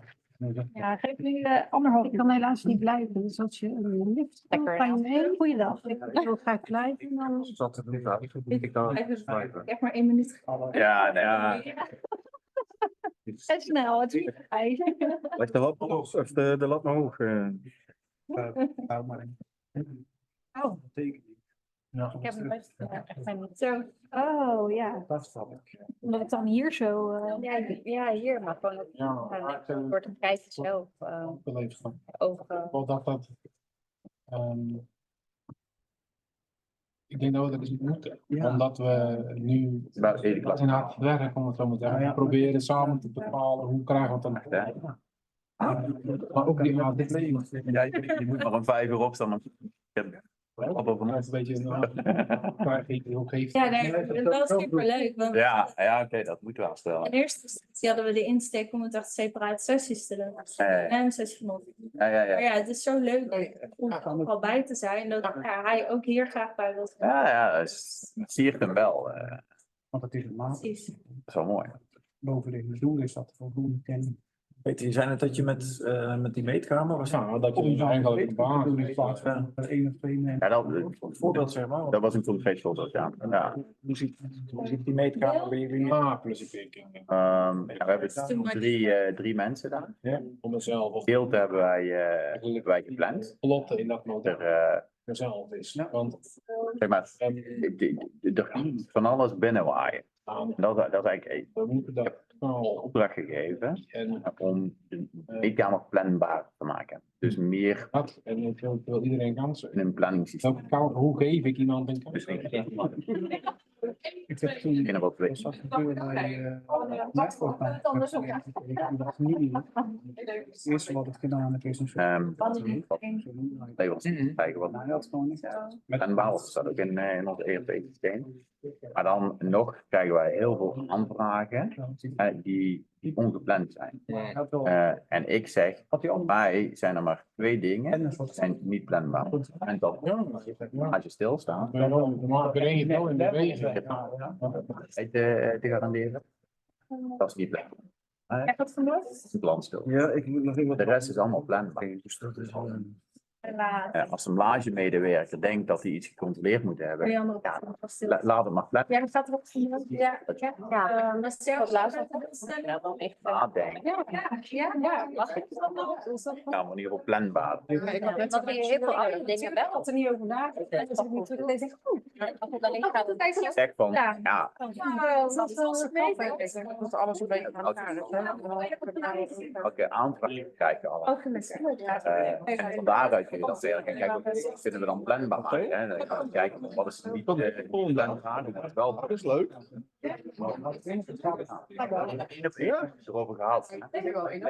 Dat is nou gebeurd. In een teammeeting hebben we. Dat is wel heel gaaf. Dat, lekker, ja. In plaats van de projecten. En dan maken we een beetje. Ja, dat ja, dan vaak echt van. Oh, wat je planning was. meenemen dat wel. Ja, dat was ook nog best dat ze kregen een onvoldoende. Kregen een voldoende. Ja, bij ons heeft de eigenaar er wel eens over gehad. Ja. Maar dat is de cultuur die er bij ons zit. Dat je pappen en natten, pappen en natten. Ja, Dat zie je nog niet gebeuren. dat ben ik niet. En dat was een belangrijk gesprek. Maar ik heb het ook allemaal over één kant. Ik heb ook gezegd, ja, allemaal dingen. Niemand van jullie heeft die niet zitten. Dus ja, je krijgt allemaal dezelfde woorden. Allebei. Ook namelijk het doel. Ik meer haken over dat. Ja. Dat Ja, wel leuk. We hebben wel vergelijkbaar. Ja, ik denk geleerd in de zin van dit is een teken om dat planbaar te maken. Ja. Moest je op een gegeven moment aannamebeleid. Hè? Mag niet al ergens zijn verbonden. Ja, Nou, we hebben nu met een small group activity hebben ze in ieder geval gezegd, dit is wat we willen. We hebben ook gepresenteerd in het in het, in een... Daar is Gewoon veel er zijn nog wat vragen, maar in principe En als ja, voor jezelf. is daar geaccepteerd en dan moet het uitgevoerd worden. Ja, hè, jullie doen nog. Iedereen maar gewoon veel langer Ik blijven. denk dat hij er wel mee kan. Dat komt te merken. Ja, Ja. precies, ja. Leuk. Ja. Maar dat is ook, wel hier dat is en ook wel daar. belangrijk. Ja. Gaat wel, ja, je merkt Ja, ineens wel. Ja, hartstikke ja. Maar het is gemeen. Aandacht, alstublieft. Oké. Moeilijk. Goed. Leuk dat er zoveel interesse is om nog even door te praten over een case. Ja. Peter, ik denk dat het beste is als je zelf even Ja, ja, uitlegt ja, wat ja. de situatie is en wat er aan de hand is. Ja. En nou ja, de vraag is dus vooral, kennen jullie dat, herkennen jullie dat en hoe gaan jullie daar mee om of heb je daar ideeën over? Precies. The floor is yours. Ja, datgene waar ik recentelijk mee geconfronteerd ben, is wij hebben 2 SQA-engineers. Dus die aan de inkoopzijde zitten. En met name het initiële gedeelte, dus leveranciersvrijgave, partrelease en auditeren. Eentje daarvan die is recentelijk ziek geworden. Die is plotseling uitgevallen, die heeft een burn-out. Dus het lijkt er ook op dat hij voor een langere periode ziek blijft. Als containmentmaatregel heb ik nu de andere engineer, die heeft een contract van 0,8 FTE, die werkt 4 uur meer. En ik heb een QA-engineer een gedeelte van de taken over laten nemen. Maar dan trek ik weer een wissel op de interne organisatie. Ik heb een vacature of een job requisition aangemaakt, dus we kunnen een tijdelijke nu aannemen. Alleen mijn ervaring in de markt is dat dat gewoon heel erg lastig is om die vacature ingevuld te krijgen. Zeker een tijdelijke vacature. Mensen willen best wisselen, maar niet voor 6 maanden. Ja. Want dat is gewoon een bepaalde onzekerheid en dat is gewoon heel erg lastig.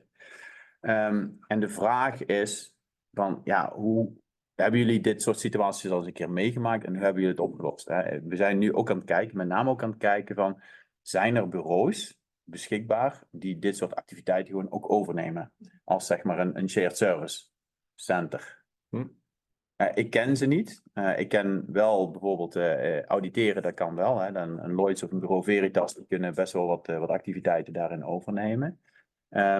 En op een lager niveau bijvoorbeeld sorteerfirma's, die ken ik ook wel.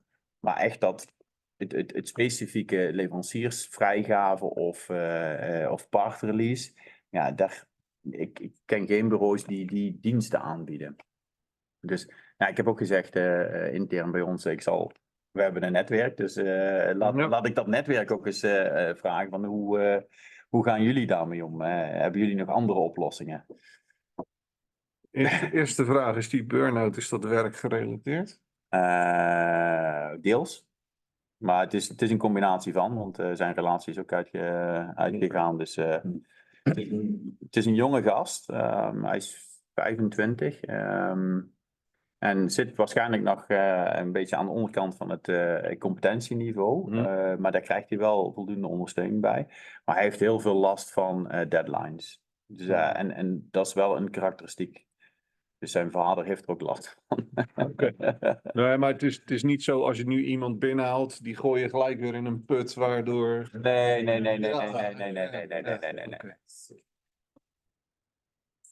Weet je welke capability zoek je specifiek? Want ik kom even wat later. Nou ja, zeg maar leveranciers, de ondersteuning van inkoop bij leveranciersselectie en vrijgave. En daaraan gekoppelde audits. Maar ook partrelease. Hè. Wij zijn bezig met het opzetten van een partrelease proces. Dus dat staat ook nog een beetje in de kinderschoenen. Maar wij sluiten heel erg aan bij de automotive. Alleen dan op een lager niveau. Dus datgene wat wij vragen is op zijn minst een voorblad. En dan, we hebben Q-levels. Ik heb dat net bij... Wie was erbij? Jij was erbij, hè? Heb ik dat uitgelegd. Hè? Op basis van de Q-level bepalen wij wat er moet gebeuren. Dus bij een Q1, dat is het minst risicovol, vragen we alleen een voorblad. Bij een Q2 vragen we een voorblad en een maatrapport. Bij een Q3 vragen we een voorblad, maatrapport en een kwartijsplan. En bij een Q4, dat zijn de meest kritische onderdelen, vragen we de routing, een flowchart, noem het allemaal maar op. Het gaat er ook om, is de leverancier in staat überhaupt om wat te leveren? Dus en dat soort werkzaamheden, met name ook met de leveranciers kijken, zorgen dat er een kwaliteitsplan komt, zorgen dat de inkomende goederen geborgd zijn. Ja, daar zetten we nou zwaar op in. Dus daarom hebben we die jonge Stef, heet die jongen, hebben we ook binnengehaald. In de wetenschap dat we hem op moesten bouwen. Hij is nu 2,5 jaar is die, in functie en we hebben hem langzaam ook weer losgelaten. Maar ja, nu gaat het toch mis. Wilt hij wel weer fulltime terugkomen? Hij wil, de problematiek zit hem er ook in en dat is wel een beetje een valkuil waar zeg maar een tijdelijke niet mee te maken krijgt. Is dat we hebben meerdere rollen en Stef heeft ook wel een andere rol ook moeten invullen. Dus we hebben ik heb 1 complaint manager en die is alleen. Dus op het moment dat hij er niet is, moet iemand anders die rol invullen. En ja, dat is waar hij dan naartoe geschoven wordt. Daar ligt zijn hart niet, dat is 1. Maar ook, hij komt dus af en toe in de squeeze omdat hij hier iets moet doen en daar dus blijven dingen liggen. Hij heeft wel ook uitgesproken dat hij echt wel in die rol terug wil komen. Inclusief de overname van complaint management. Dat niet. Oké. Nee, dat niet. Maar dat is in principe ook, dat is mijn verantwoordelijkheid. Hè, en die neem ik ook heel serieus. Ik heb ook aan het begin van vorig jaar gezegd van, we hebben daar een tweede nodig, omdat de capaciteit onvoldoende is en er is geen backup. Dat is niet gehonoreerd. We hebben nou een capaciteitsplaatje gemaakt wat er wel in voorziet. Ja, en we moeten gewoon kijken wat we wel en wat we niet doen. Want je hebt nu dan die vacature uitgezet. Ja. Die is dan nu voor tijdelijk. Maar je gaf net aan dat je misschien dan iemand erbij zou willen hebben. Wat niet gehonoreerd was. Maar was dat voordat hij uitviel? Ja. Dus misschien dan nu wel. En krijgt die jongen ook begeleiding, een soort coaching om... de burn-out komt niet zomaar. Dus hij moet daarin begeleid worden. Persoonlijk, maar ook op zijn werk. Ja. En kun je ook een plan van aanpak maken dat je weet in wat voor termijn die eigenlijk een soort van weer terug. Nog niet. Hij loopt nog hij is bij de bedrijfsarts geweest. Nu is hij 2 keer bij de huisarts geweest of bij de praktijkondersteuner. En dan krijgt hij een vragenlijst. En nou komende week zit hij weer bij de bedrijfsarts. Maar er is nog geen plan gemaakt, zeg maar, voor reïntegratie. Heb je echt een burn-out, heb je echt een burn-out coach nodig. Dat je een psycholoog, maar zeggen, je moet nu naar werken en wat meer leuke dingen gaan doen, maar dat is niet... Nee, maar dat is niet aan mij. Ik ben geen deskundige, daarom heb ik hem ook uitgenodigd bij de bedrijfsarts.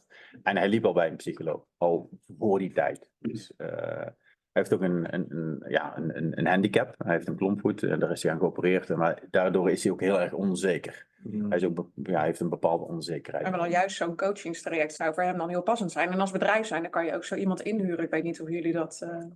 Ja, wij gaan ook wel kijken hoe dat we hem kunnen begeleiden. Hè? Dus wat dat betreft is Marel ook zeker niet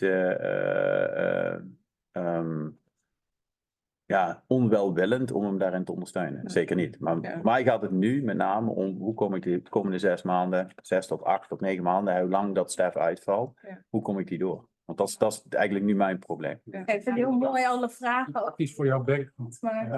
Praktisch voor jouw backlog. Van de facturen. Als je het niet in probeert te vullen, maar als facturen. Maar als je het als engineering taken probeert aan te bieden. Dus er moet een product worden vrijgegeven. Dat is een engineering taak. Ja. Ik ken een platform van kennis van mij. Daar kun je engineering taken aanbieden. En daar kunnen engineers op inschrijven van dat stukje dat wil ik wel doen. En dat is dan verder. Dus daar maak je een afspraak over van voor een fixed price kan jij dit product vrijgeven. Ja. En dan ga je zoveel uren aan besteden. En als dat dan klaar is, dan zeg je je hebt je werk goed gedaan, hier heb je geld, ik heb mijn vrijgave en we nemen afscheid of de volgende keer bied ik weer iets aan. Of op die manier zou het kunnen. Oké.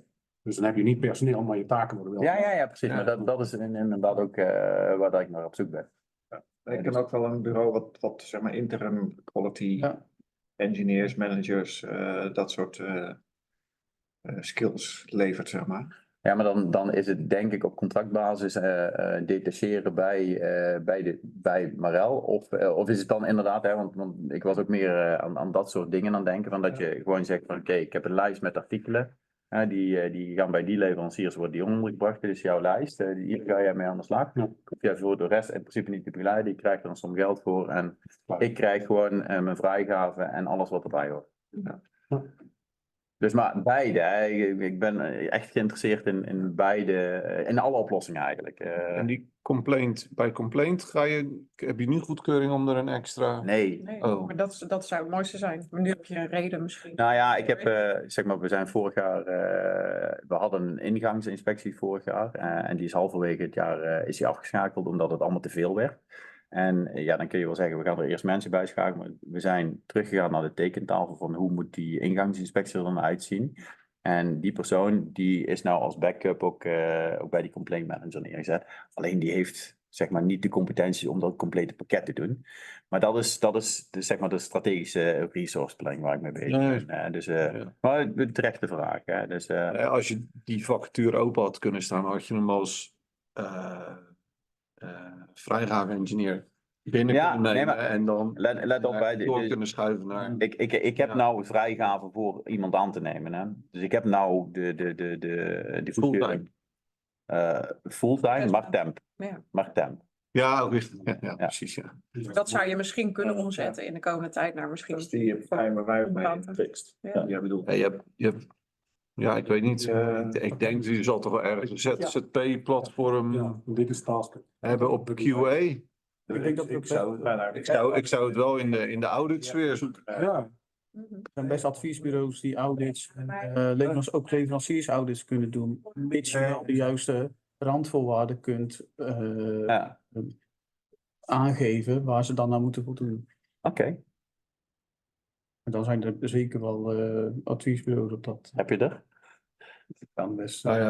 Die zit erin nu. Meer in deze regio. Ja, we hebben ook consultants die interim werk doen. Zie je. Of andere constructies nog. Maar ja, het is een beetje afhankelijk van de tijd en dat soort dingen. Hoe snel en hoe lang. Maar adviesbureau, ja, hou er rekening mee, is vaak wel iets kostbaarder dan voor 6 maanden iemand aannemen. En je weet niet hoe de budgetten. Ik weet niet hoe de budgetten zitten. Dus. Maar goed, zijn nog steeds gewoon goede opties hoor. Ja, daarom. Hè. Kijk, ik denk ook, want we hebben vorige week hebben we het managementteam dit ook besproken. En hebben we het capaciteitsplaatje voor, in ieder geval voor dit jaar, maar ook voor de komende jaren hebben we bekeken. Ja, en dan zie je gewoon dat er een gebrek aan capaciteit is. En met name aan de voorkant. Hè. En omdat we aan de voorkant niks doen, hebben we aan de achterkant heel veel problemen. Dus dat is echt een beetje de sfeer waar we in zitten. Het wordt ook onderkend door het management, dus dat is voor de rest niet het probleem. Die tijdelijke, die wordt ook goedgekeurd. En we gaan ook kijken van, op het moment dat we niet alles kunnen afdekken, ja, wat gaan we dan wel en wat gaan we niet doen? Nou, je kunt ook zeggen, ja, we hebben nou 15 audits gepland en we komen er nou niet aan toe. Dus ja, dan moeten we misschien 6 afhalen van de lijst. Hè? Dus dan gaat het, kijk, als je de capaciteit niet hebt, je kunt niet mensen 18 uur per dag laten werken. Dus dan is het gewoon, ja, dan halen we een aantal activiteiten ervan af. Ja. En dat wel in goed onderling overleg. Dat is wel een dingetje. Ja. Er is een kwaliteitsvereniging in de farmaceutische industrie, DARPA. En daar zijn ook veel auditors die misschien benaderbaar zijn voor deze job. En ze zijn ook gewend om advertenties uit te zetten naar het veld. Er zitten ongeveer 330 specialisten in dat domein. Dat zou misschien een ingang zijn als je een goede vacaturetekst hebt. Ja. Vacature invullen, dat is weer zo'n onderding bij ons. Want wij werken samen met een Flex Hiring Center. Dat is dan via, weet ik veel, een of ander bureau. En dat moet allemaal via dat Flex Hiring Center gaan. Dus ik kan wel iemand aandragen. Dus als ik een concrete naam heb, dan kan ik wel zeggen. Maar die moet dan wel aangesloten zijn bij een van de aanbieders die samenwerken met het Flex Hiring Center. Ja. Als je vaste leveranciers niet kunnen leveren, dan moet je nog ga je kijken, toch? Ja, dat is de eerste audit. Maar inderdaad, in de pharma weet ik, mijn vrouw zit ook in een ZZT-basis, meer clinical research. Allemaal van die groepen op LinkedIn, weet ik veel, als je daar gewoon puur zegt, joh, ik ben op zoek voor iemand van nu tot dan en misschien 2-3 maanden langer. LinkedIn is ook nog wel Die flexgroep kan die niet via LinkedIn? Ja, dat zullen zij zeker ook wel doen. Ja. Dat zullen zij zeker ook wel doen, hè. Dat is dan de aangewezen weg. En de maanden tikken wel makkelijk weg dan. Ja, Dus, want voordat je iemand hebt en dan kijk, maar 5 maanden liever. ik heb gisteren de goedkeuring gekregen, dus ik heb morgen vroeg mijn Flex Hiring Center, die heb ik al geïnformeerd. Dus die gaan hem dan ook uitzetten formeel. Maar dan gaan we eerst met de vaste aanbieders die zij hebben, gaan we nog een call doen, hè, om uit te leggen van een half uur. Ja, en dan wordt die pas uitgezet. Ja, en dan is het nog maar wachten wat je krijgt, hè. Want dat is ook vaak de vraag, hè, van met welke profielen komen zij dan, hè? Ja, ja. Ja. En is er een manier om dat flex gebeurt te bypassen? Wij hebben zelf ook met 1 uitzender toeleverd. Als er echt nood aan de man is, te zeggen, joh, je krijgt hem. Vul je hem niet binnen 2 weken in, dan gaan we het hele land door, de hele wereld door. Je geeft het zelf van tevoren aan. Dat is, ja. Kijk, als je een goede opties hebt, hè. De kandidaat moet missen omdat hij toevallig niet lid is van een of andere. Ja. Nou, zo werkt het wel bij ons. Maar satanische organisatie. kijk, op het moment dat je een goede naam hebt, hè, datgene wat je kunt doen, is hem aan laten sluiten bij een van de aanbieders die wel deel uitmaken van de pool van Flex Hiring Center. En zo hebben we het ook gedaan bij een andere. Ja, die zegt van, ik wil best bij jullie komen werken. Hè, en die had de juiste skills. Waar moet ik zijn? Dus die hebben we naar een bureau gestuurd. Schrijf je daarin en dan valt die binnen die pool. Hè? Ja. Dus nou ja, oké. Als ik goede namen heb, dan is het prima. Oké, dus eigenlijk samenvattend is het of opdrachtbasis adviesbureau. Ja. Of via de weg die je al aan het bewandelen bent. Of uitsplitsen in taken, daar diverse opdrachten van proberen te maken. Dat het geen temp-invulling wordt, maar op een andere manier de capaciteit verdeeld wordt. Ja.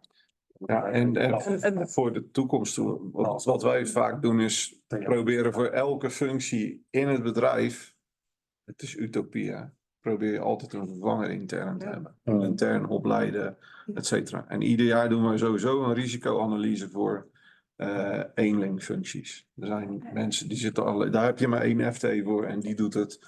En ja, wat is het risico als die wegvalt, om wat voor reden dan ook. Nou, is dat dit geen Einzelfunctie is, hè? Want er zitten er meerdere nog. 2 in dit geval. Ja. 2 is nog niet veel. Nee, je verliest wel 50%. Ja, klopt. Ja, klopt. Ik werd hier ook aan mijn rechterzijde al gezegd, ja, we hebben in principe contingent. En dat is wel een goede, maar dat is voor de toekomst. Ja, dat is niet voor nu. Ja. Hoe zei je task? Tasker. Tasker.nl zei je. Oh. Als je Clemens van den Bergen spreekt, dan kun je mijn naam al doen. En die andere niet. Nee.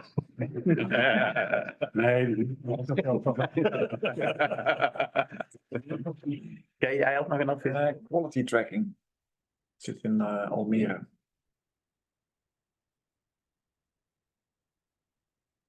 Oké.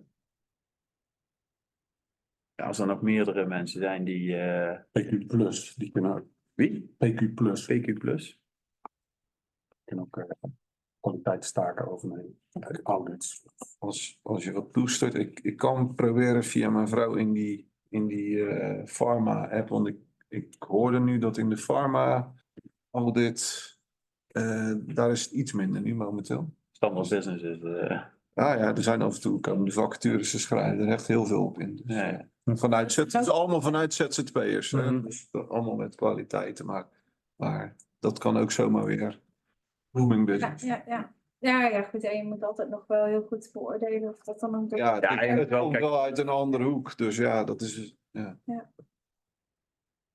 Oké, nou ja, dat is al meer wat ik mee kwam. Dus dat is al positief. Toch? Ja. Goed. 23 minuten. Ja, nou. Wacht even, 23. Ja. 23. Dat zijn heel veel minuten, hoor. Ja, maar die rekeningen komen wel. Ja. Goed. Ja, Mooi, dan staat er weer een borrel klaar. Ja? Nou, hier in die zin heb je nog een flesje en ook een tasje en een wijntje. En nog niet heer. Niet meer deze vanavond. Misschien iets van deze kant van de tafel. Kijk, dat zijn die... Van mijn avondeten. Ja. Maar neem het uit dan, hè? En jij, Ja, dan ben je aantekeningen. aantekeningen, ja. ook. Ik heb nou 6 boeken thuis. Ja. Dat is helemaal gek van mezelf. En ik heb bijvoorbeeld dit losse prut die we ook Wil? echt mij gaan aantekeningen. Is your Dutch improving, Bill? Dat is echt. Hij hoort het wel. Die heb ik nog nooit in Frans gehad. Waar is die mee gevonden? Dus die sloeg het niet aan tijdens die probleem. Deze waren